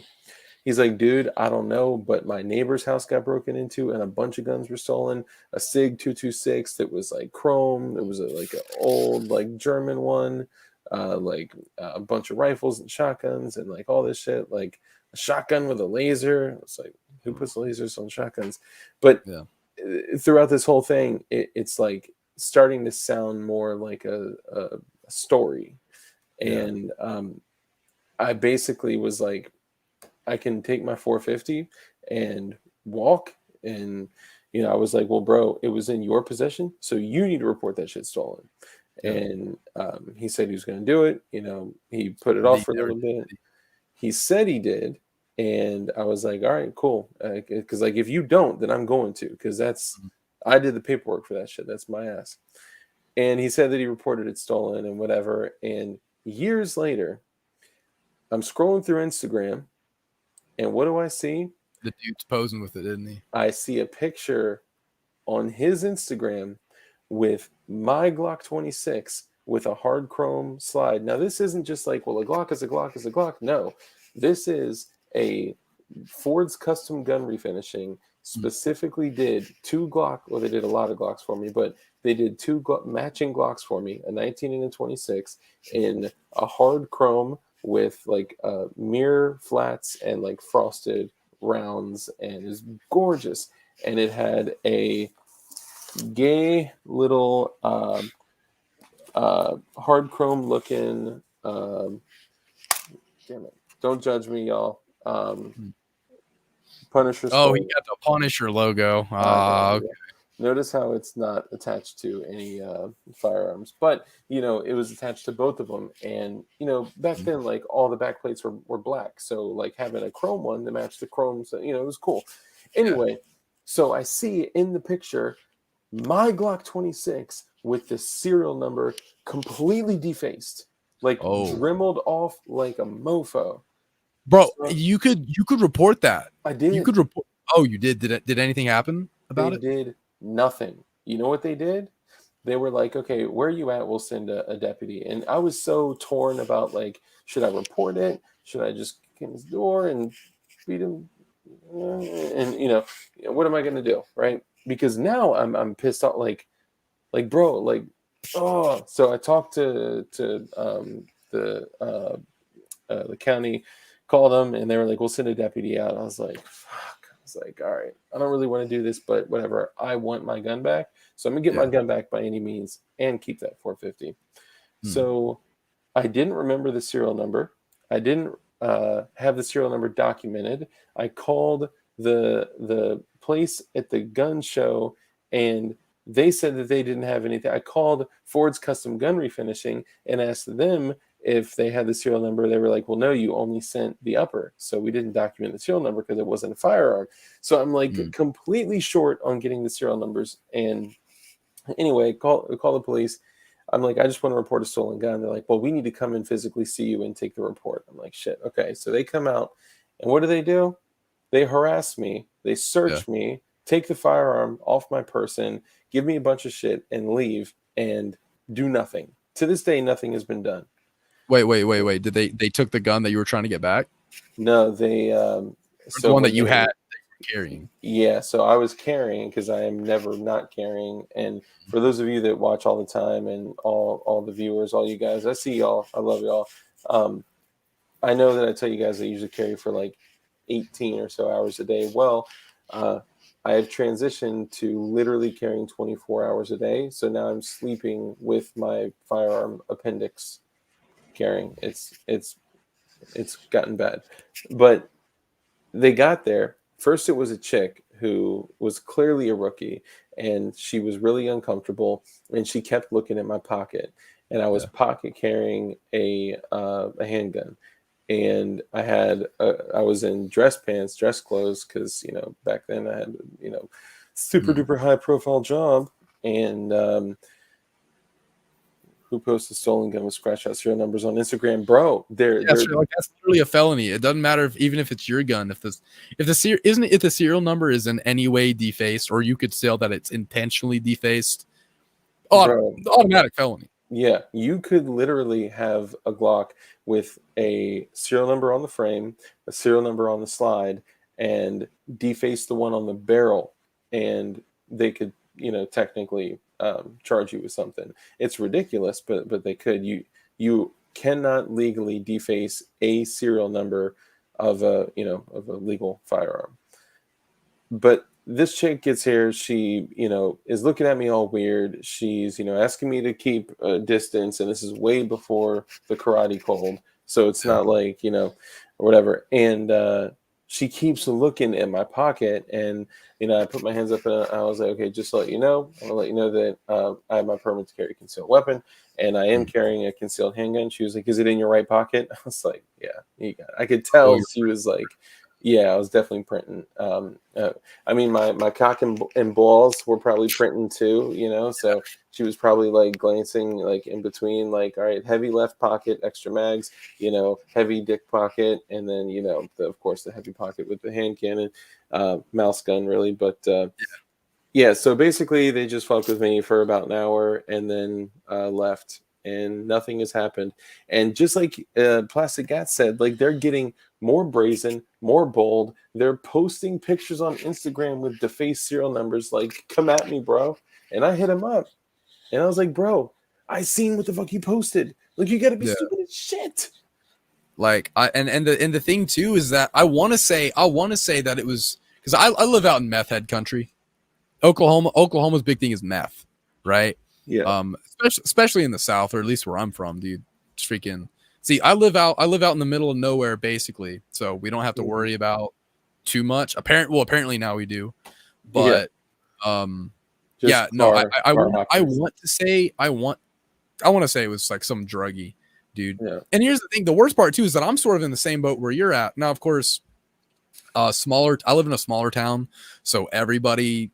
Not like, everybody knows the sheriff or the deputy or whoever, but I would like to think that these officers are a lot more calm, or they're a lot more approachable, right?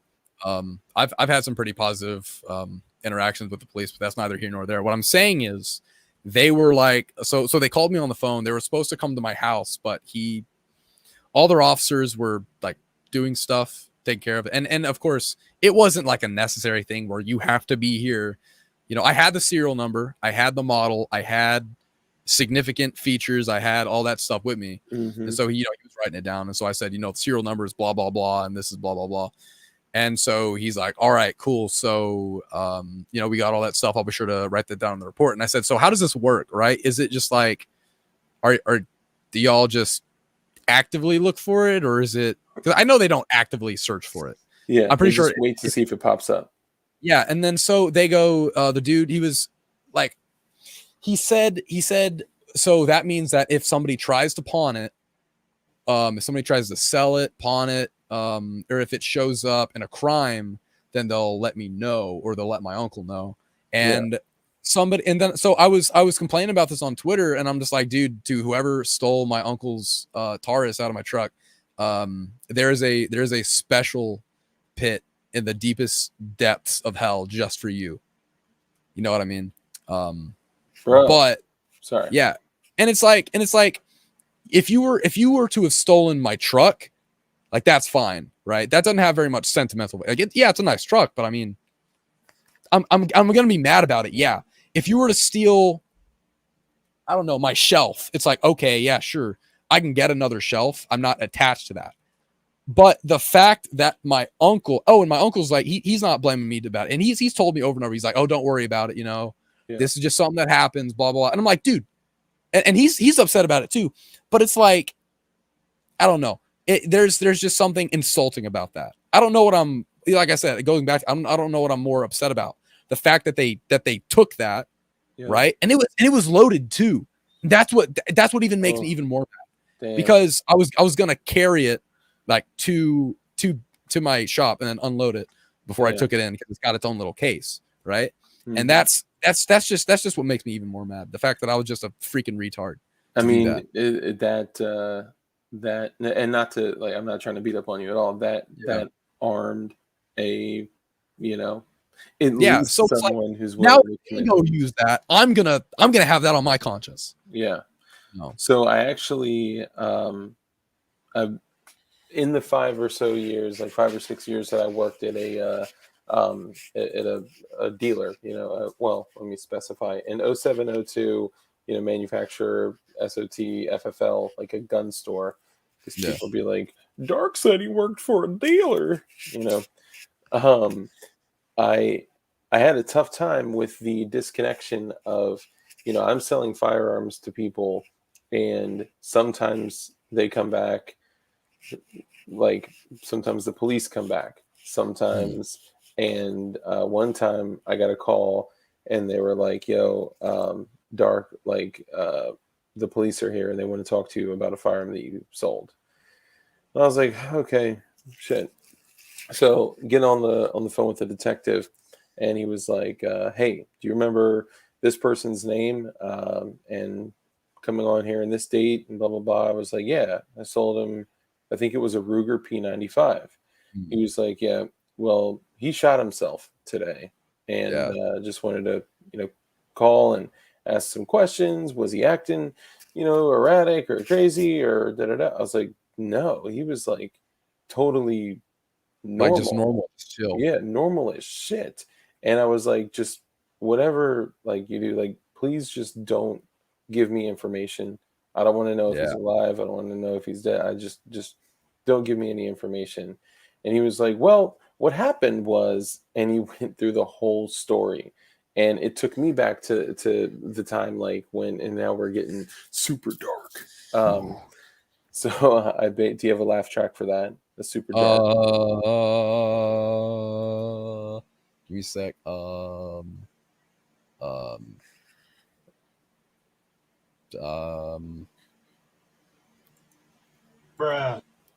All right, that's good enough. Let's do it. So basically, I didn't plug up my laptop. Basically, I went back to the day where he was like asking for, what gun should I get, and what budget should I be in, and what ammunition should I get, and all this shit, right? And that's just He like was just small drunk. details. Like, yeah, he was just, but he should have taken my advice, and here's why. So when I sold him the gun, I was, telling him, of course, why he should purchase a Glock, because Glock is the mother of firearms and all that. Well, as I tell the detective, like, look, please don't tell me anything. He's like, well, here's what happened. The guy got up in the morning, and his wife said he was totally normal, and they did have a fight, but he left to go to work, and he went in his car. He walked out of his house, walked down his little walkway, sat in his car in the driveway, and he pulled out the gun, and obviously cocked it and whatnot, and he pointed it to his chest, and he shot himself in the heart with a full metal jacket. That is not a good way. I That guess he didn't wanted. kill him. Oh, it didn't. Didn't kill him. So then he managed to, while bleeding out of his sternum area, take the gun and put it under his chin. Yeah. And what it did is it went into his chin. He didn't point it back, did he? It literally went through and like blew through his lower chin, upper palate, nasal area, and exited out of his forehead. So he got out of the car, walked, dropped the gun, and walked mostly up the walkway back to the house, and collapsed. And his wife found him. They didn't even hear the gunshots inside the vehicle.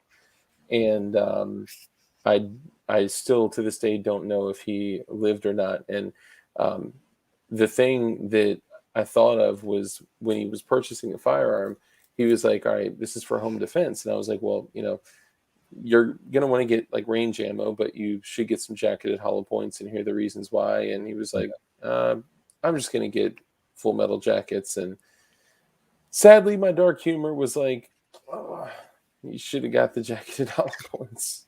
Yeah. Pretty brutal. Yeah. Sorry to bring that. But yeah, I mean, no, dude, you'd be surprised how many people mess that up. The whole like this thing, because they just do it straight up, and they either end up shooting out of their mouth or through like the top, and it's like, dude, it's if you don't point it back, you're just gonna make it work. And that sounds bad. That sounds bad saying that, but it's like a lot of people do that, and they just don't expect that. Dude, if you can look it up on YouTube, all the failed attempts where shotguns just blew their jaws that way, and that they're would alive. I saw a dude jogging, and he just had skin flaps as he was jogging, and I'm like, all right, either you chewed a lot of tobacco, or you ate some buckshot at one point. Like you put the whole can in that shit, or you ate some buckshot. This dude. But I mean, yeah. My thing is, I guess the reason I'm bringing that shit up, and I'm sorry, it's difficult to transition from a topic like this, but the reason I'm bringing it up is because, like, we look at firearms as, tools, as things that, we love to build, love to print, love, we just love them, right? Like it's a hobby, it's a passion. And although we are responsible with them, the moment that they are out of our control, you never know what another firearm can do. Now, I believe that freedom is dangerous, and every single person, regardless of their intent, should be tag this video as educational. Good idea. Yeah. I believe that every single person, regardless of their intent, should be able to own, any type of items for self-preservation. You can't take the steak out of a man's mouth because a baby can't chew it. That's what I live by. Like, yeah, freedom's dangerous. But to what point are you willing, at what point are you willing to say, okay, enough is enough? You can't just make everybody suffer for the sake of safety, right? It's like, Yep. What's the saying? For those that would, those who would trade freedom for safety deserve neither. Yeah. I believe it was Benjamin Franklin that said that. Yeah, I think it was Benjamin Franklin. Jefferson. Oh my God, Colt is a straight savage. Sloppy jaw. Sloppy jaw.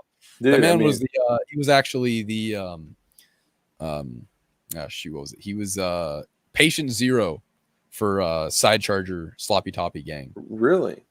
Yeah. That's incredible. That's yeah, so you've been printing some Glocks. I saw you bump fire and IWI. Oh yeah. Oh, I remember that. Yeah. So that was the Jericho that I was talking about. My friend bought. And so what was really funny is that have you ever seen that video where the dude's like, it's not reliable, not a soldier's gun, it's unreliable, and dude just dumps like 15 rounds out of, I don't even remember what gun he had, but I was like, I want to do that. I definitely need to find that video now though. But yeah, no, literally I just held it like this.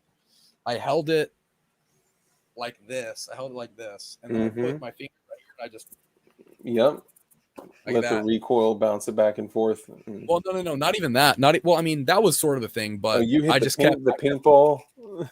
Yeah, like the butterfly trigger kind of thing. Nice. It was like hey yo, bump fire gang, fire gang. Nice. Maybe make American nostalgic, make it happen. Yeah, bump fire gang. Do like something like bump fire gang or something like that. I'm not real big on you make the letters with your thing. I guess we got the side charger. Side charger. Side charger. I don't know. I think Ralph tried to do something like that. And I'm just like, dude, it's just side charger gang. Yeah. You know, it's like you're trying too hard. But unless you have two right hands, then you can't. Unless you have two right hands, which I think that it actually is something that people can be born with. I think there was a guy who was born with two left hands, I think. But I do personally know an individual that has 12 toes. Ooh. And we were in business with each other. Yep, 6 toes on each foot. And so we were in roles where, we would typically be like teaching classes, doing like coaching, consulting, consultations, like shit, like where you're in front of a bunch of people, like public speaking type shit. And I had heard him reference several times that he had 6 toes, and I kept hearing the reference and like whatever. And we were in business with each other for about 3 years, and we would travel and all that shit together. And one day he gets on a plane wearing flip-flops. And I look down and I'm like, holy shit, like, bro, like, ooh, wow, you actually have 6 toes. Like, guys, I don't think you understand what this looks like. Okay, hold on. It's like a little smaller pinky. Okay.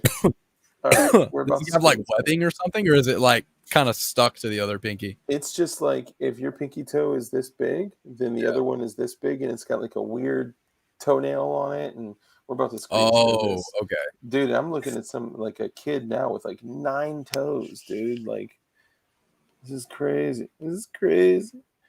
But you know what the most ironic? Oh yeah, there it is. Yeah, you see how it's a little squished, little fat one at the 1, 2, 3, 4, 5, 6, 7, 8. Okay, yeah. Scroll down. Hold up. 31 fingers and toes? What the fuck? Hold on. Sorry. Yeah, okay, go ahead, scroll down. Okay, cool. 1, 2, 3, 4, 5, 6. Yep. Just do you know something that I don't? Oh! Certainly not. Not at all. Oh no, is this like bro? Oh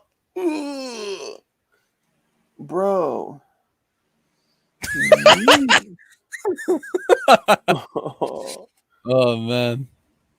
Oh no. Should I keep scrolling? Am I about to come across like a foot fisting? No, I don't know.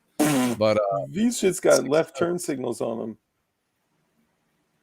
Oh my god, bro. Oh, ooh, and that chick had one with 1, 2, 3, 4, that's 5, like 6, and 1, 2, 3, 4. bro, they got the toe on the wrong foot. Dude, You know, people say that if you don't have your pinky toe, like you're like totally off balance, and Yeah, see, I don't think that's true. I think the thumb toe would be more. Oh, speaking of which, oh shit! Hold on. Okay, What sorry. Go ahead. Go ahead. what do people have to do while they're pregnant to make this happen? Like, what kind of Uh, terrible things? Look at him. Oh, little baby toes. okay, That that bit's getting. that one was like switch. They crossed it over. Sorry, I couldn't see while I was No, looking at that. good. I couldn't But see yeah, anything. no, that's weird. That's crazy. But Yeah. you know what the funniest part? You know what the funniest part is about the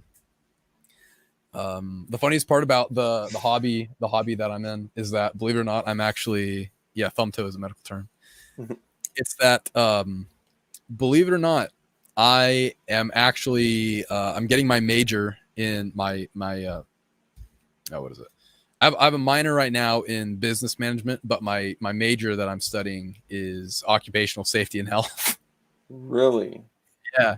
No Which, shit. I mean, this stuff doesn't have to be dangerous, but a lot of people, when you say 3D printing a gun, they think the whole thing is 3D printing, and they're like, "Oh, it's just gonna blow up in your hands." Well, here I Yeah. am, all Yeah. 10 digits. All 10. They're gonna Yeah, I mean, bring them in yeah, airports. that's right, OSHA. That's right, OSHA, the OSHA. We need to get you to be our man behind enemy lines. Yeah, And I'll be like, the inside man. No, here's the thing. Everybody's talking about. Oh, OSHA's so bad. Blah blah. Have you seen the things that you can get away with that OSHA allows? Think about it like this: there is no standard. There is no standard for what material scaffolding has to be made of. There's no standard for it. All it has to do. I think it's no, I'll have to check, but it has to supply up to its intended load and 4 times that, or however many times its intended load. So if okay. your intended load is pesto gas, please don't piss people off. You will be soaked in safety clean. Yeah, but here's the thing is that so OSHA is a government agency, Yeah. right? Mhm. So look, here's the thing. No, not a lot of people like OSHA, and everybody's like, oh, OSHA is so bad. But everybody thinks about the regulations that you have under OSHA, which honestly aren't hard to abide by. Just don't Don't be die. yeah, just don't do stupid stuff, right? Yeah. But nobody talks about the protections that OSHA like the workers' rights that it Mhm. gives you. Like, you have the right to anonymously, like if you see something going on in your facility, you have the right as a worker to anonymously go to OSHA and be like, hey, these guys are crazy. And I'm not talking about coworkers, because that I don't know if that hardly ever happens. It's usually and this happens so often in like construction or manufacturing, It's like the owners. companies will cut corners and they'll get the cheapest stuff possible, right? Yeah. And so it's like, Cal OSHA is no, I hate Cal OSHA, because it's some weird thing, where it's like, and I don't agree with every OSHA. I don't agree with every OSHA regulation, because OSHA regulations they're sometimes made by people who have never been on the job, but a lot of regulations have been made by people who have been doing that for longer than I've been alive. I'm not saying that all of it's like, think about it like this. So at 4 feet, which I'm pretty sure 4 feet above ground level for general industry, you have to wear some sort of fall protection, like a full body harness or like rails on stairways, stuff like that, which it's like, yeah. And which also really, so remember when they tried to push the vaccine mandate, they tried to make that an OSHA regulation. Mm-hmm. So that sort of caught my eye, because I'm just like, I don't know if OSHA has anything other than this. I don't know what category that would fall under, because like, so the way that it's separated in OSHA regulations is you have different like industries, right? Yeah. So 29 CFR, Code of Federal Regulations, that's 29 CFR. And then it's 1910. 1910 is the section that covers general industry. So like you work at Sears, which I guess Sears isn't really a thing. That was one of the ones that my professor used. So if you work at like Kohl's or like department stores, that kind of stuff, a car wash, that kind of stuff. Yeah. And then there's 29 CFR 1926, which is construction and stuff like that. But here's the thing too, is that what is it? So there are a lot of exemptions that keep you from having to follow OSHA regulations. Like for example, if you're a sole proprietorship, you have to follow OSHA regulations. OSHA can go pound sand. OSHA can go kick rocks if you're a sole proprietorship. Yeah. Dang. So, you know, I if think, it's you, immediate family, coworkers and stuff like that, OSHA can go kick rocks. I just would keep them off the books, and it would be like free subcontractors, right? Like my 5-year-old is like my free subcontractor, you know. But I think OSHA has gotten a lot of heat and focus on it lately because of all the craziness with the vax and the juice and all that. But I think a lot of people don't understand. Like a lot of people focus their energy towards OSHA, not understanding that their strings are getting pulled, right? Yeah. Like it's, you guys know how politics work, man. Like it's not OSHA, coming up to the administration saying we need to put this in place, and like, so let's be real. So don't hate on the OSHA. OSHA hasn't done anything about stripper pole accidents. Well, I this may have been a fever dream, but I think I remember something about, because we have a bunch of professors that do occupational safety and health, but I think there was one case that we did. Wow. I think it was in Intro to Safety or one of the classes that I took, but there was a strip club where one of the strippers there had a pole fall over, I think, so there's a difference between an incident, an accident, and what is or isn't a recordable accident, right? So a recordable, certain conditions, like if you get hurt and you need anything more than first aid, so anything more than just cleaning it and putting a bandage on it, it's like if you use an adhesive like liquid bandage, recordable. Really? If you are diagnosed by a medical professional or something, recordable. If you go unconscious, recordable. So not everybody reports recordables, of course, but what if a coworker chokes you until you pass out? Assault. Yeah, so that's assault, batter. Okay, so there's a lot of stuff going on there. Yes, that would be a recordable. That would definitely be a recordable. Okay, noted. Yeah. Because it happened on work hours and on work property. So and it was recorded with the surveillance system. Oh, and when I say recordables, so there's like a log there's the OSHA 300 log, which basically is like how that works. So like a recordable would be you have to physically document that this person got hurt or something. Yeah, for sure. Yeah, I just meant like in addition, it was also video recorded as well. Yeah. But it's like, everybody's like, haha, I hate, haha, OSHA bad, haha, screech, hee hoo hoo, look at me, I hate OSHA, look at how cool I am. But it's like, dude, look, without OSHA, okay, here's the thing, everybody loves to hate on OSHA until they're like, oh, I need worker comp claim because me and my buddies were trying to stunt jump the forklift. It's like, no, you freaking idiot, dude, no. Yeah. No, you can't just be like, oh, if only there was something to stop this. No, dude, you're just a goon. You're just a I don't know. Everybody loves to hate on OSHA. And look, OSHA's not perfect. I'm not gonna sit here and say that it is. I'm not gonna sit here and just like ride OSHA and be like, oh, it's the best thing, whatever. But it's like OSHA is there for your protection, because some idiot tried to stunt jump the forklift. That's why now there has to be a governor on the forklift. Which right? I would watch that. I would watch someone stunt jump a forklift. Oh, I would too. Oh, have you not seen angle grinder races? No. It's exactly what it sounds like. So this and there's a lot of stuff you can do in safety. You can be like insurance, the legal side, plant manager, blah blah blah, that sort of stuff. But I'm not gonna KAC get says they're the fun police. yeah.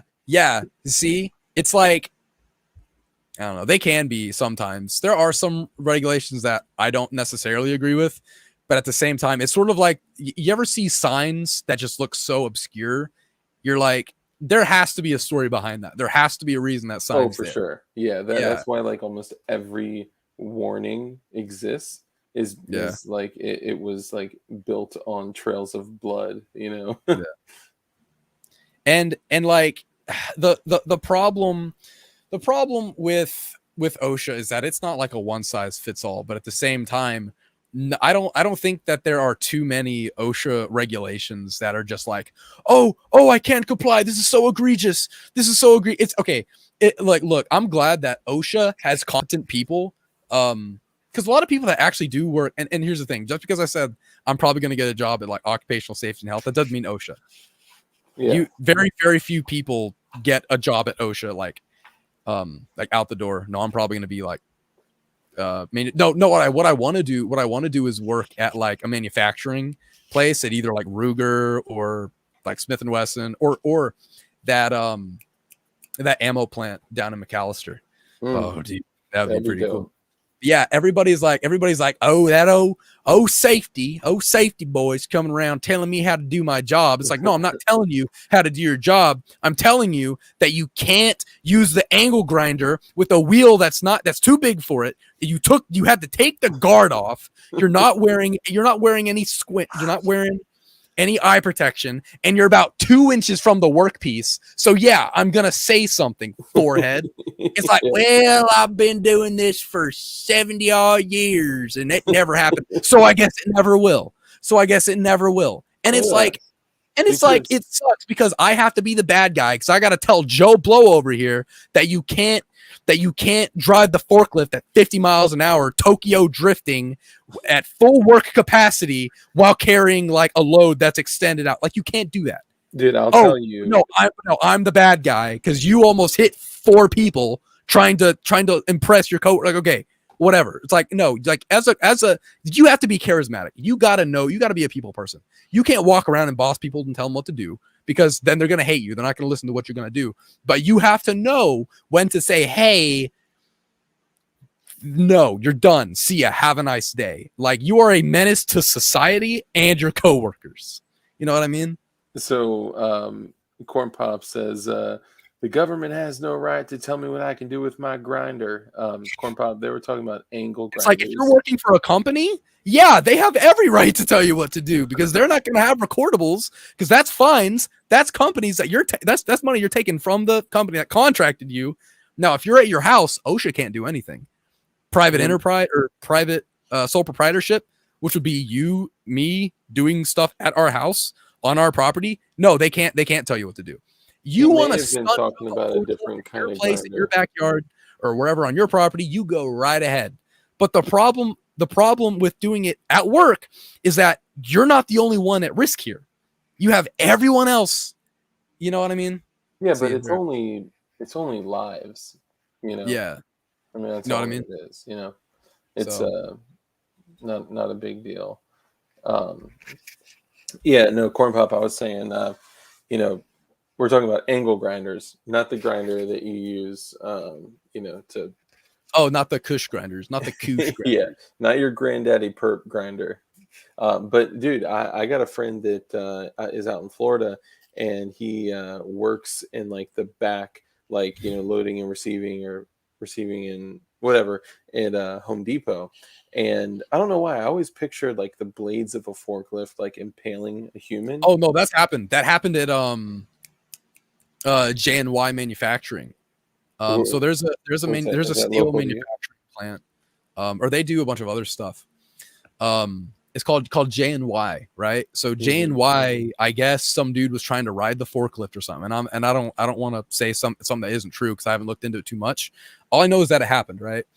And so what happened was some 19-year-old or whatever, some real young dude got straight up impaled because somebody was wanting to do what y'all were trying to do, right? They thought it was fun, right? But it's like, dude, It's like, yeah, haha, OSHA violations, hee hoo, fun time. But when you're actually doing it, like it's one thing to be like, oh, haha, I'm gonna use I'm gonna use a chainsaw in this ice to make me scoot around fast. It's like, yeah, haha, that's funny. That's funny. But when you like see it happen and there's like a crowd of people around him, it's like, dude, I would fire you on the spot. I wouldn't care. I wouldn't give you a second thought. You're out the door. Have a nice day. Because at the end of the day, you're a liability to the company and everybody else. So hold on. So people are using chainsaws to scoot around ice. Yeah. What? So like, there was with the chain on it. Yeah, with a chainsaw. So there, I guess he was in like Alaska or something. The dude had a chainsaw.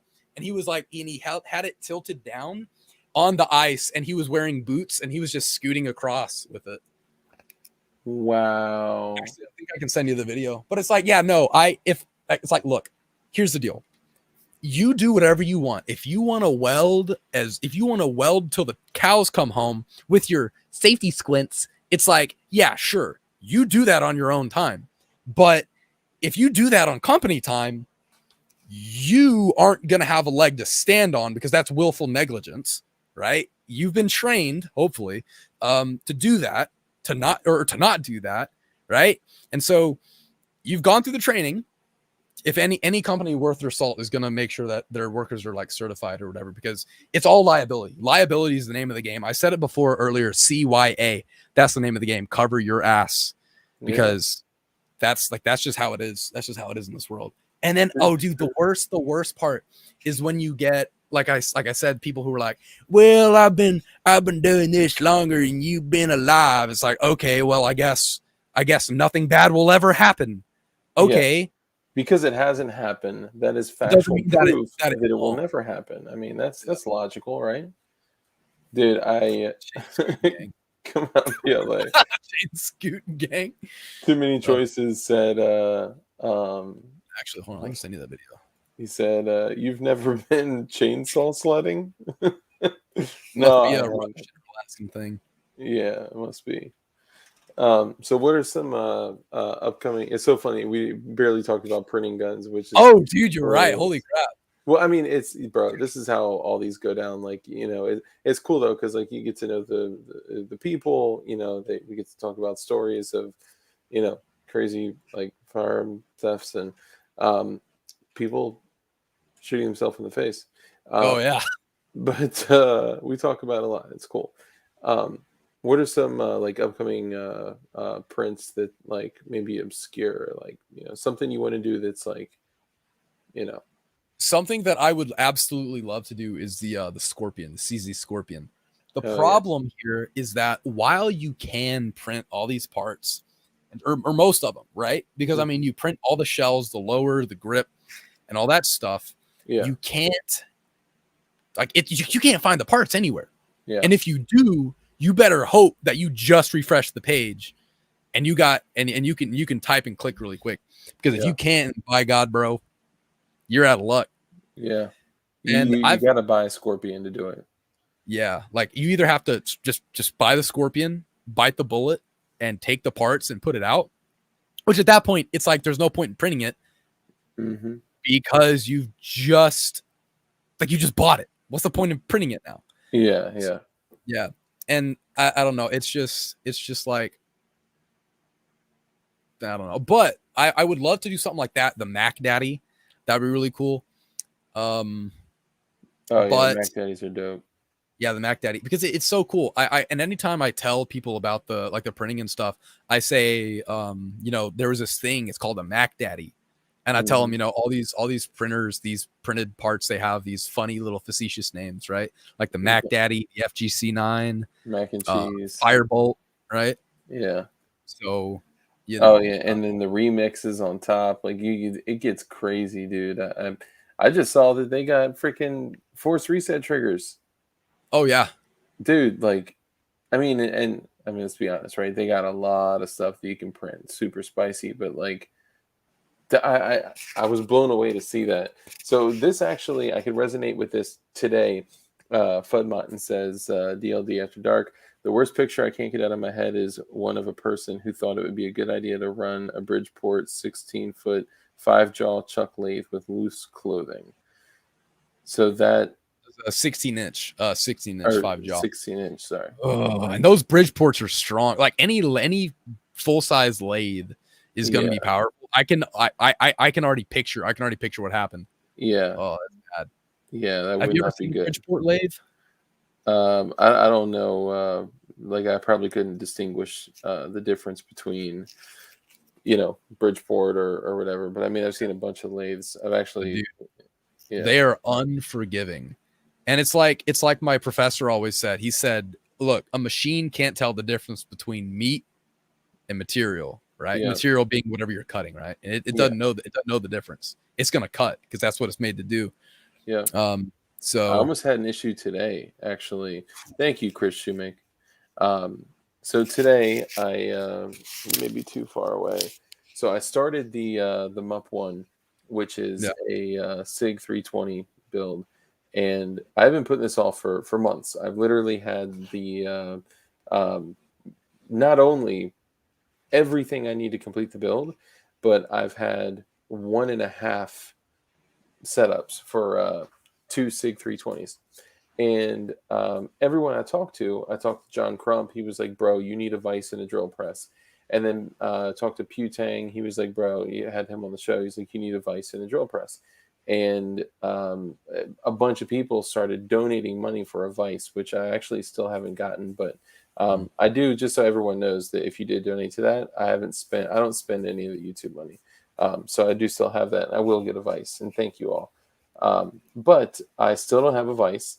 I still don't have a drill press. But no matter what, I was like, you know what?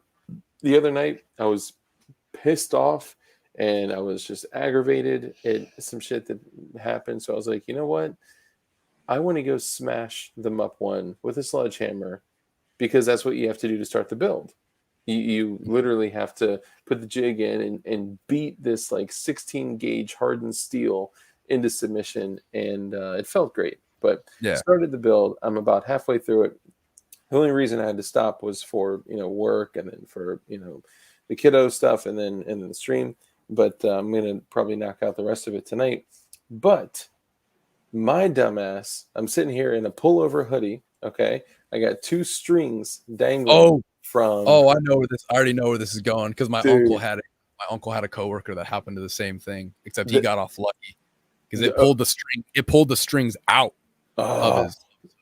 So lucky, and depending on how things happen, like it may just pull that shit right out, right? Like, or if they're whatever.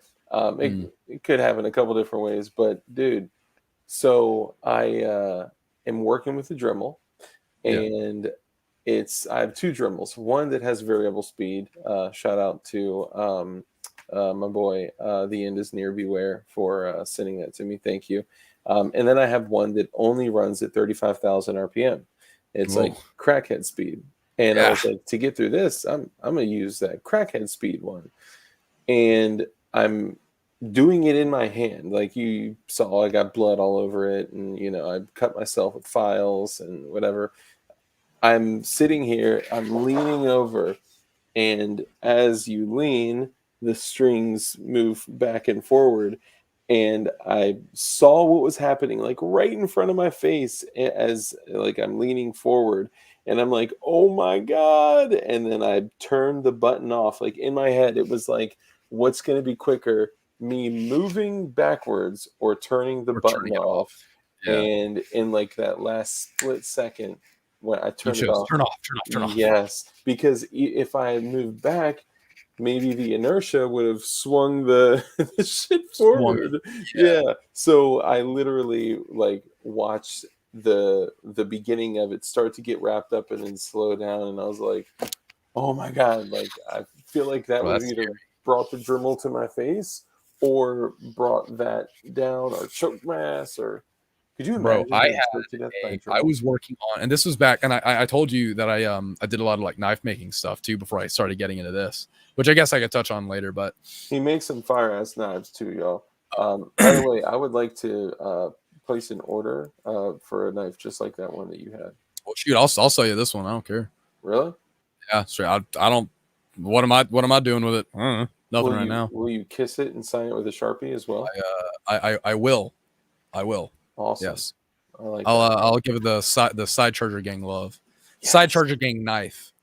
And Side skateboard tape, goon tape. Yeah, the goon tape knife. Yeah. But shoot, what was I? Oh yeah. You were So saying, I was it was back when I was making blades out of like mystery steel. So like I said, my grandpa, he has his like this pretty good sized shop building that he built because he used to work in auto body. So it's basically an auto body shop, but a lot of the tools can still be used for like bladesmithing and stuff. Yeah. So he works on a bunch of lawnmowers because he loves lawnmowers. And so he'll always be changing out the blades, and these blades will just be just a nightmare. Like there's no point in sharpening them because they're just old and rusted. So I was like, you know what? I'll take it.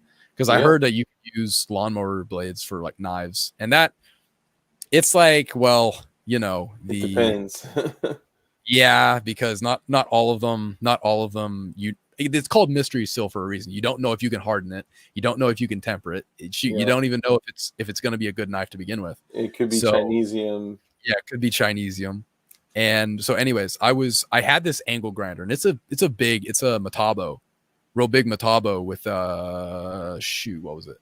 It was pretty big cutting disc, and I took ag, right? Or I took FFA because I was in the FFA in high school, so I was in the shop a lot as a freshman, senior, or a freshman, sophomore, junior, senior. I was all big in the shop, and even before then, you know, I'd help my grandpa work on stuff. So he's big on like, don't be like me, like wear your stuff, like wear your PPE, personal protective equipment, for those you don't know. And so so I was wearing out anytime I'm in the shop and I'm working on something or somebody's actively working on something, call me a square. I like how I can see, guys. I like my eyes and my ears. I love set of eyes. Yeah, I love being able to do stuff. So I was wearing my my safety glasses, and I also had this like flip down screen, and I was grinding, right? And everything was going according to plan. And I guess I must have twisted it, because I just feel it jerk to one way, and then the disc just explodes, right? Wow. And I had the guard on, but it didn't. So I had a lawnmower blade, and it was clamped up in the vise, and I was cutting on it, right? Yeah. And so, I was cutting it along the line to cut out the shape of a knife, and I guess I was trying to do a corner or something, and I just feel it rumble, and I'm like, oh, that's not good. And then it jumps, and it just poof, in my face. Jesus. Right? And I'm just like, huh. And I'm looking at it. The grinder's still going, so I shut it off because it's got a dead man switch on it. Yeah, always wear your safety glasses. This man's got it. Yeah, and so I'm like, oh, kind of spooked me a little bit. So I turned the grinder off, and there's maybe this much grinder wheel left on it. Still spinning. And I'm like, oh shoot. So I set it down, and I'm looking at me, and I feel like my chest is a little itchy. And I was wearing a tank top, by the way. Not a good idea. Don't wear a tank top in the shop. Don't be like me. But so like I'm looking down, and I'm seeing like kind of like a rash, and then I see a little bit of blood. Not like a lot of blood, but you ever get like a paper cut and it kind of bleeds a little bit? Yeah. I got like maybe two or three of those right on my like chest where the face shield ended, and I'm like, oh, and then I look down, and there's just big chunks. There's just big chunks of like disc, and I'm like, dude, that can destroy you. Yeah. I can't tell you how many times where like, and I play with fire too much. Like today, in between meetings, I literally was like, all right, I got like 7 minutes. So I'm literally going to run. I'm going to take the Dremel that I need to change this bit because the stoning bit got bent when I just dropped my Dremel today. I dropped everything today at least once. And then I change the bit, and I throw on a sanding stone. And then I literally take the MUP1 and I'm trying to get the rails like perfect. Like I'm using a freaking micrometer to get these rails like perfect. And I mic'd them, and then I was like, all right, just need to take off a little bit, take the sanding stone, and I line it up like this, and just like showering sparks everywhere. I have no eyes on, no PPE at all, and I'm just like, dude, I'm playing with fire, because typically I'll grab sunglasses even if I have to run a white light on it. Like I'll have some type, because those are your eyeballs. Yeah, it's like you only have 2 of them, Yeah, and without one of them you can live, but it would suck. yeah. Imagine losing both of them. Oh yeah. Also, Ting Ting was like, he said it has a dead man switch on it and it's still running, and you had to turn it off. No, it was still running because I was still pushing it down, and I was looking at it, and it was still running because there was like a little ring around it because it had that much thing off, and I'm like, oh shoot, so I let go of it because that's the point of a dead man switch. Dang, Ting Ting I must be know drinking. because no, yeah, I can't get anything past him. But no, when it jerked, I was like grabbing it really hard because I'm trying not to let go of it, right? Because I don't want this thing flying off and I don't know, grabbing something else. Because there's a lot of paint thinner. There's a lot of paint thinner in that shop. Ooh, but you know, yeah. I mean, so you never know, dude. If a bit jumps, if it jumped, I just remember having a death grip on it, and then I'm like, oh, right, because I was just like, it happened literally just like that, and I'm just kind of stunned. Here I am having this like angle grinder in my hand, and I just like, I turn it off, I let go of it, and I see that there's a little bit spinning on it, and I'm like, whew, that's crazy. Damn. But yeah, I can see why that phrasing was a little weird. Yeah, I mean, anything. So I'm going back to Puting did an excellent video on the 320, and he had said something like, I can't tell you how many times I've been there like working on metal and just like breathing in all the powder and shavings and everything. That's the worst part, yeah. Because And you never think about it because there's so like you don't usually see it, so you're like, oh, it's not there, and then you blow your nose, and then it's like, it's all black and gunked up and stuff. Yeah.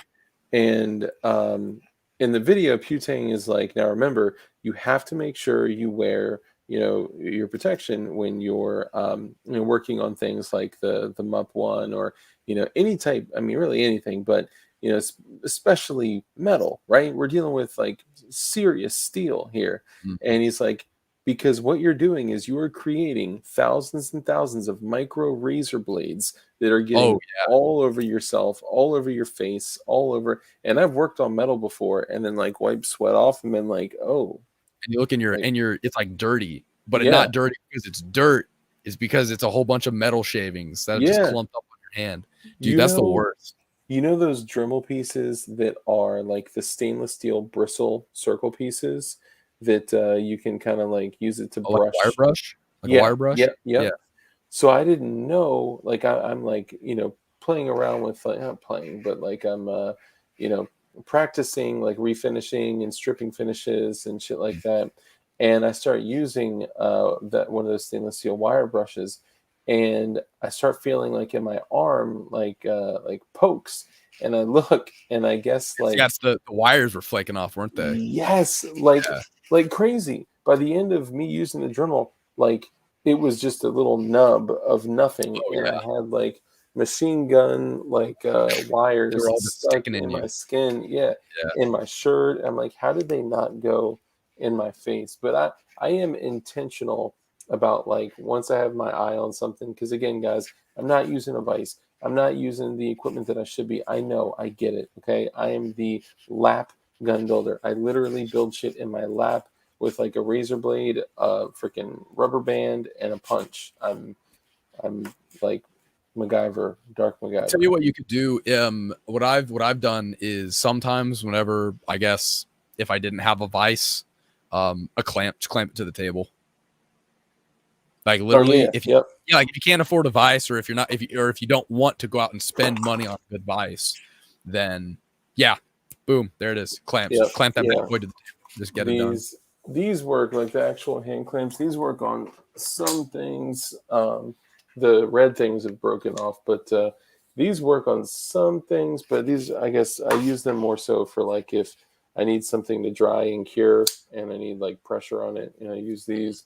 I had another one of these that was a tad smaller that snapped, so it broke. But I use these while my family is sleeping and I'm building blocks. I use these to punch in pins on. Yeah, so you don't have to hammer it. Yeah, I about had a set of rails because I unga bunga brained it and I got super upset because the pins basically the pin carved away the inside, I guess, because it wasn't perfectly round, so it didn't like index right. I guess it was kind of diagonal, so I tried to hammer it. So I was like, "Oh, it's in the hole now." Now I do with the hammer. I hit the now I hammer. just caveman it.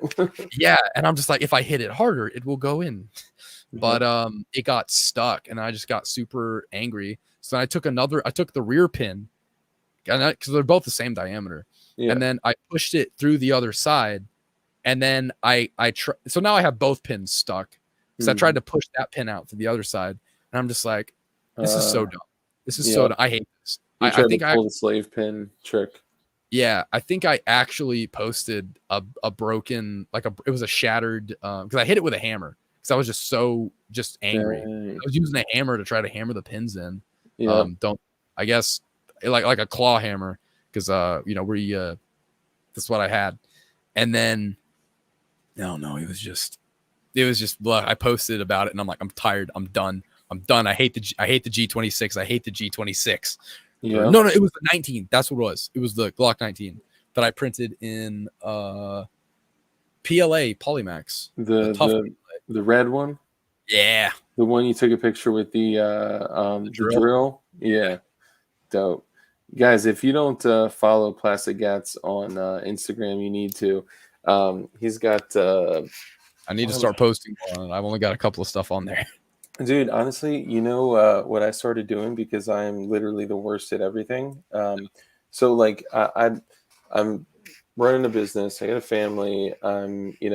I got some side hustle stuff. I'm running a channel, and it's just like I just don't have time. And I could create time if I chose to, but I'd rather like sit and watch a YouTube video to get like a break in the day or whatever. And like even my viewers will tell you, like, we ran a 2,000 subscriber giveaway and, give away like, these 80s that were battle worn painted and like all this stuff. And then I got, the coof and all that. But I mean, it took like over a month to get the stuff out to people. Like I suck at that stuff. It took like 3 weeks to get patches mailed out to people, which, we got patches, which is another story for another day. Some of them are funny. But what I started doing, because I knew that like if I'm not purposeful about posting on social media, like I know that my streams are straight because it is every Tuesday, Thursday, and Saturday at 9:30. It is scheduled. That's it, right? If I don't stream, it's only because I got the karate cold. Aside from that, I'm streaming. Karate cold. My personal favorite is the Kung Flu. Oh yeah, that's a good one. I like that. The Qf. Yeah. Even when I told them like I'm going on vacation for a week, I'm not going to stream. I streamed on schedule out in New Jersey at the beach. Like, yo, what up, guys? I always do it. But for Instagram, it was lacking, dude. I wasn't posting anything, and I still had like 400 followers or something like that. And I said I'm going to do one post a day. That's it. I'm going to schedule for me to do one post a day. Now, Instagram is a different bitch, because for Instagram, for one post, if I didn't want to feed, Instagram and, the hashtags and tagging people and all that, and I'm trying to get into the Bureau of Propaganda with like Brownells because I want this fancy men's onesie that they have. But, just schedule one thing, once a day. Yeah. Oh, hold on. Is this? I don't know if he wants me to show this yet. Oh. Okay. You guys are gonna see it. You guys are gonna see it. Oh, it looks like I have watched this video because it's already. Oh no, I think he may have sent it 11 seconds in. Okay, so we're about to get it in. Hold on.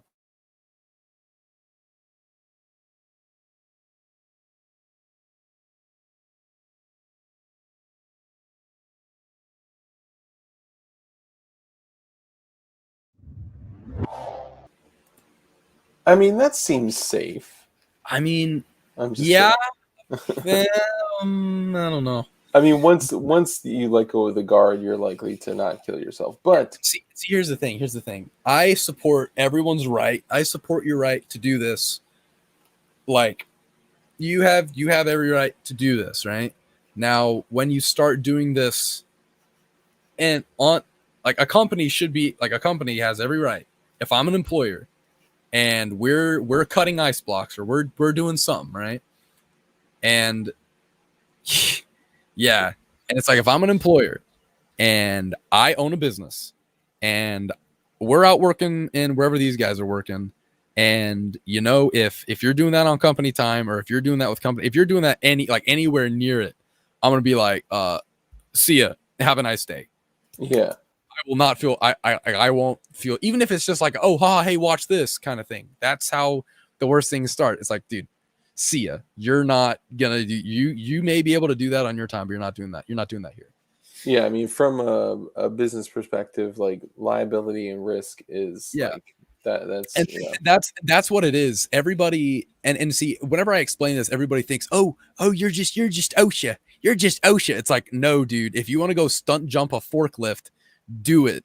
But don't get all mad. Don't get your panties in a twist whenever you do it on company time with a company resource and you get fired for it. It's like, yeah, good on that company. They made a good decision. or even accidentally impale a 19-year-old with a forklift. Yeah. Yeah. So, Yeah. there you go. Well, That's my entire stance on OSHA. yeah. Workplace regulations. Like, yeah, do whatever you want on your own time. But if you're gonna do it on company time with company resources especially, it's like, okay, yeah, no, see ya. Yeah. Have a nice day. Yeah, I don't disagree. I've fired a bunch of people for doing stupid shit. So Dude, I feel you. And then that people will post on social media about it and they'll be like, oh, I got fired because blah blah blah. It's like, no, dude, you tried to do a front flip on a forklift while the dude had his forks up. It's like, you are a liability. Yeah. You are a menace to society. You're going to die early. That gun is a domestic terrorist. Oh, you haven't even heard of Baku, have you? No, I don't know who Baku is. Oh my gosh. All right. So there's this video, right? Do you remember the whole patent pending thing that happened with P80 Ralph? Oh yeah. So that was the thing that set me off because it was just so funny. But Baku was so it's this series of, and when I show you this, it's probably going to seem really obscure, but I don't know. I just imagine interactions between these like two characters going on where he's like, man, I got that new red dot. Man, that should say patent pending. Whatever. Let me see. That's definitely Ralph too, because he's like, man, that patent was approved. Da, da, da, da. So either that's like a it's this video right here. It was this one right here. It's only like 6 minutes long. I don't know if you want to like sit there and watch the whole thing, but dude, this is my kind of sense of humor. Yeah, go ahead and share it. Oh, sweet. All right. Oh yeah, no, I just sent it through the thing. Through the go at the bottom where it says share. Click on share, and you can select which window, and then you can actually put it on stream. Let me see. Or if you'd rather, like, if it's you dark, probably play it. Well, no, I mean it's not it's not bad or anything. It's a YouTube video. It's just the second link that I sent in the thing chat. Oh, the private chat. Oh, my bad. Yeah. I thought you were talking about the Graham, the Kelsey Grammer. I'm sorry. Hold on. Boom. Man, I gotta run in the bank. What? Bro, share it. Bro, share it. All right. Jeez, so many buttons to press. Jeez Louise. Man, I gotta run in the bank. What the hell? Hey, homie, what you up to? You trying to be a true crime villain? Man, fuck up. I never know what type of shit you on. I gotta stay on my toes. Shut up, man. Don't worry about what I'm out here doing. What you think you on GTA?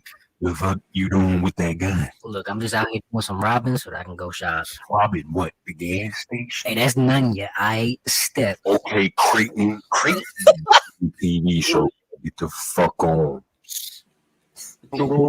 Creighton. Yo, I need to make a withdrawal. Was You that need to make a PayPal? with payment. Look, here's my ID. I need $5,000.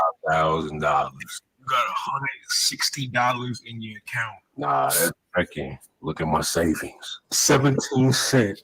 And your credit card's maxed out. Fuck. I'm gonna get the new iPhone. J-O-B. Job. She. Hey, this a fucking robbery. Everyone get down. Why? Ain't no fucking way. You really are, bro. Why are you wearing a McDonald's hat? I just got off my shift. You need to be working overtime. Fuck you doing? I'm here to take back my paper. You know you can't really rob banks like that. This is a robbery in progress. Shut your ass up. You see that camera? That's your ass in 4K. That shit looks crisp. You jailbound. You can call me the manager, because I'm running shit. Shut the fuck up. Nah, you can call me the manager because I'm about to hit you with this word. Oh, he pulled out the heater. Bruh, Put that shit away. why are you robbing the bank by yourself? Can't trust nobody. They praying on my downfall. Who is they? Praying on my You're a down- SoundCloud rapper. Look, all I know is you ain't getting a lick, not a damn dime out this move. You could drop a few thousand. Bitch, I can drop you. This motherfucker talking reckless. I ain't said shit yet, but you gonna hear this pistol talk. That was a good one. I mean, damn. Can we at least go to the safe? Yeah, we can go check it out. I open the shit. I can't open it. Fuck you talking about? I ain't got the key. I don't see a keyhole. Congratulations. Are you stupid? Depends on how I'm feeling. Okay, let me tell you a joke. Some idiot walks into the bank with a rifle. What's he get? Yeah. Knife. Paper. Not a damn thing. Alright, well, if the shit ain't open, I'ma just start popping shot. At what? You gonna shoot the door? Dog, help me get this money. Why? We'll split the loot. What you think I need money for? You gotta be broke. That's got to be the most egregious shit you've ever said. Don't talk. Fix your grammar before you come for me, bruh. He ain't here robbing the bank by himself. Motherfucker think he mastermind world conqueror. Okay. You don't even have a bag to put the money in. You gonna take this money and deposit it where? Got a bag. Which bank? The United Bank of Money? This is the United Bank of Money, bitch. No, it's not. Buddy, ain't no other bank out here. I just ran into the first bank I saw. There's only one bank out this bitch. You talking unbelievable. You walked in to the United Bank of Money. Look, I ain't been to the bank in a while. Oh shit. Get the fuck out the bank. Alright, enough is enough. I'm about to blast off. He think he on Team Rocket. You rolling and you on loud. You rolling loud. Clean. Man, I can never win. There's $50,001 bills under the Supreme Bulletproof White Tape. He rocking Kevlar. It ain't Kevlar, that's Breadlar. Give me some of that. You on boat status, I'm on bird status. Bro, why you letting off shots at the bank? Fuck up. You're next. I should have just went to the ATM. Both y'all bitches broke. You lucky I ran out of ammo. Them bullets expensive. That small bread your ass done wasted. You bitches need to work on your grammar. Shut the fuck up, Dr. Phil. Get the fuck out of here. You know the police about to be here. I didn't call the police. I embezzled like $3 million out the bank. Boy, a thief. Man, what? And you can't share none? Bitch, you ain't here trying to get a quick lick. I've been robbing the bank. Throw me a couple stacks. Bitch, you're the worst bank robber I've ever seen. Whoever sold you that gun is a domestic terrorist. Motherfucker, you got locked up in a pen for being number one public nuisance. I'm not trying to hear. Ah, shit, it's the police. Look, I got a call about a situation. Somebody,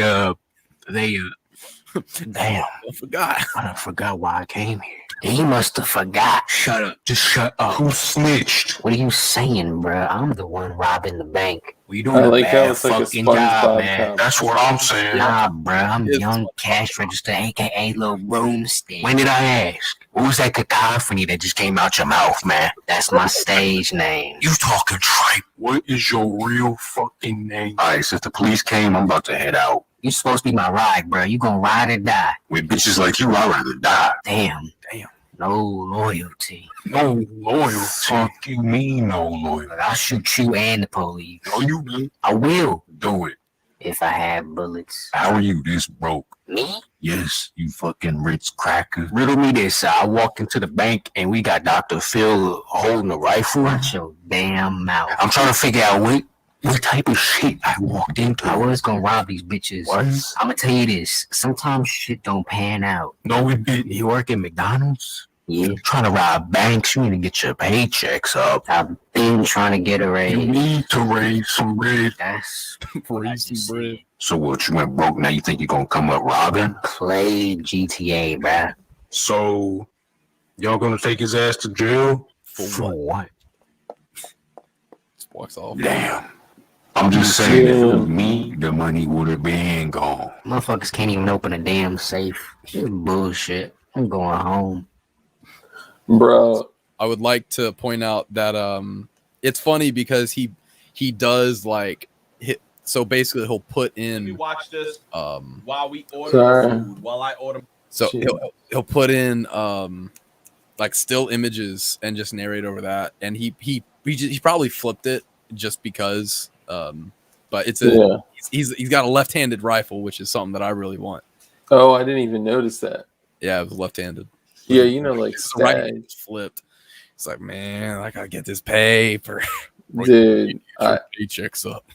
if for times when I was much younger and doing things that would alter my state of mind, if I were to watch shit like that, I would be tripping. No pun intended. Yeah. That's But, some trippy shit. So I imagined an interaction between young cash register, which is the Dr. Phil Eminem character, and With the McDonald's visor. yeah, because he works at McDonald's, right? And Baku, which is the mask from what's the game? Crash Bandicoot. Yeah. Right. Yeah. What's the situation? Yeah. What's the situation? That's a recurring thing that goes on in all his videos. Yo, I got a call about a situation. So, Martin Kaminsky, if you say that Napoleon Dynamite was not funny, I don't know. Watch it again. That's what I'll say. so another thing is so the reason I just laughed is because I just imagined that was something that the character interaction would basically lead to, right? To where he's like, to where they're like, it's like, hey yo, I just dropped a couple bands on this red dot. Man, you smoking that eBay pack. That like, should nah. say patent pending. That should say patent pending. So now there's a little more context to, and I would have just laughed at the whole patent pending thing, but that's the reason. That's That's the backstory. That's why you totally lost it in that stream. Yeah, that's like the 5th time that I've seen that video. Dude. It's still pretty funny. He's Yeah. like, I'm about to start blasting off. Like, you think he on Team Rocket? Pop, pop, pop, pop, pop. Yeah, Man, I can't never catch a break. Go to Invaders in. 50,000 $1 bills. Yeah. I guess it's a different type of humor you sure on. Yeah, it wouldn't be something that I would watch soberly, but It certainly is. I could see the humor in it. But no, seeing P80 Ralph and being like, knowing that situation, like, bro, that should say patent pending. Like, Should say patent pending. Which Invader Zip, by the way, we got to set up another time to get you on the show, brother. Yeah, but I know we've run for over 2.5 hours now, so Yeah. we'll go ahead and wrap it up. But remind everybody, tell them where they can find you and your stage name and all that. Stage name, that cacophony that just came out your mouth. Yeah. Anyways, the name's Plastik Gatz. It's right here. If you can't see it, it's been there for a very long time. So you can catch me on YouTube occasionally at Plastik Gatz. Right there, that's the channel name right there. I'm not on Instagram very often, but I'm probably hopefully going to change that. And that should just be Plastik Gatz, capital P, capital G, space in the name, I'm pretty sure. And on Twitter at Plastik Gatz, no space. And you'll see that I'm a lot more active on Twitter, that god awful cesspool of social media. Dude, that is the one day. place I've never been. Is the tweets. Oh shoot! Hey, they're putting out the link in the thing. Should I try to plug? Yeah, there it is. Plastik Gatz. Oh, that's Plastik with a K, because I'm cool like that. I forgot to mention that's Plastik with a K. Yeah, because he's rocking with that K. Yeah, Plastik, and also Gatz with a Z. And should I plug the subscribe star thing? Sure. Yeah, do it up.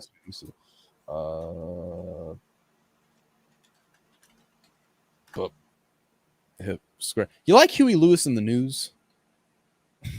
Let's see. Let me see my profile page. So I think I should have.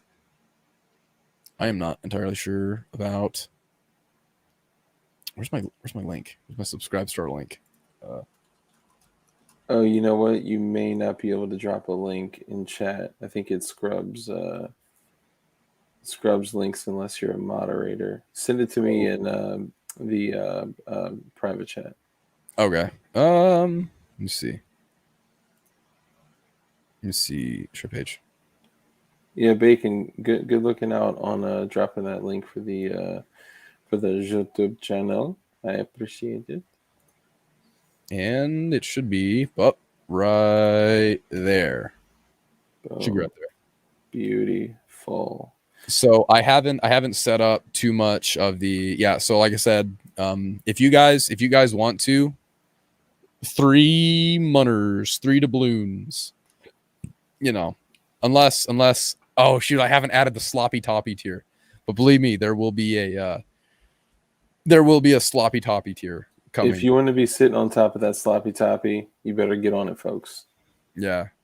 So make sure you hit him up on YouTube, Instagram, sub to his channel, show him some love, show him some of the glowy love, and that dilder love, which is very dirty.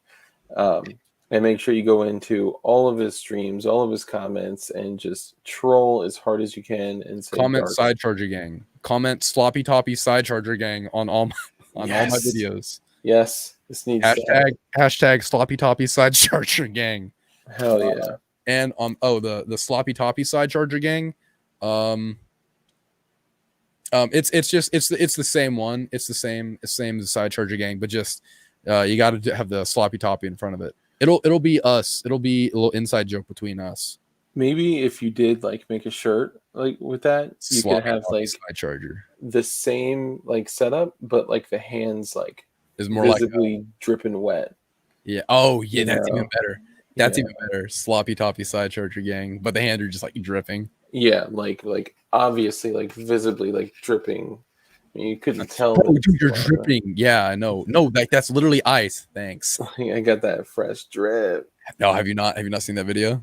No. You're literally dripping. This video. Hold on. Bup. No one right there. It's dude, God. You're literally dripping. Thanks. Beep. Zach, you're literally dripping. That's ice on your. Hold on. I got a screen share. It's a 4-second video. It's 4 seconds, but I mean, it's pretty good.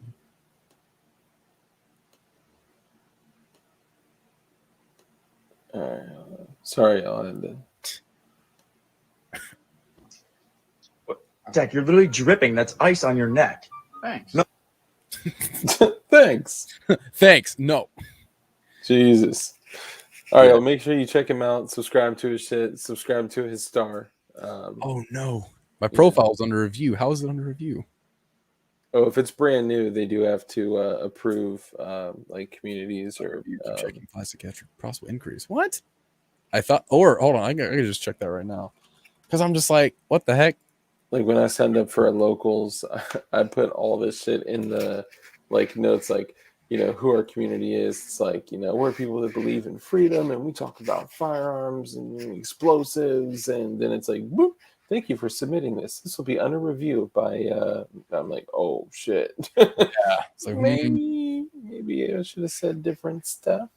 But anyways, I don't know how long it gets to take, but I mean, I'll once I know for a fact that I got it all set up, I'll let you guys know. Anyways, yeah, thank you guys so much for tuning in with us. Yeah, dude, I appreciate you coming on. Thanks for having me. Yeah, man, it was a blast. I know. I just wanted to hear the laugh a few times, you know. Oh yeah. And, don't worry. Yeah, man. Obviously, you're welcome back anytime. Come kick it with us. You know, we're gonna have a bunch of awesome guests coming up. We got Smash Time coming up on Thursday, and I gotta look at my lineup. I got a bunch of folks coming in. But guys, thank you again for tuning in. As always, I always say at the end of every stream, be kind. It's your responsibility to be kind as you go through life, and make sure you live a life of contribution, care, compassion. Don't be assholes, and remember that the only thing that can stop evil is good men skilled in violence. So it's your responsibility to become as highly skilled in violence as you possibly can. And just be safe and be dangerous and keep that thing on you, because that's important, even if it's for 24 hours a day. Keep that thing on you. Don't get caught lacking. Yeah, don't get caught lacking. Don't get caught slipping. And just remember, it only takes once. It only takes once. Even if it's with a Dremel. And just remember to keep your eye on the situation. All right, y'all. Your situational awareness. Yes, always. All right, y'all. Take it easy. Peace. Goodbye.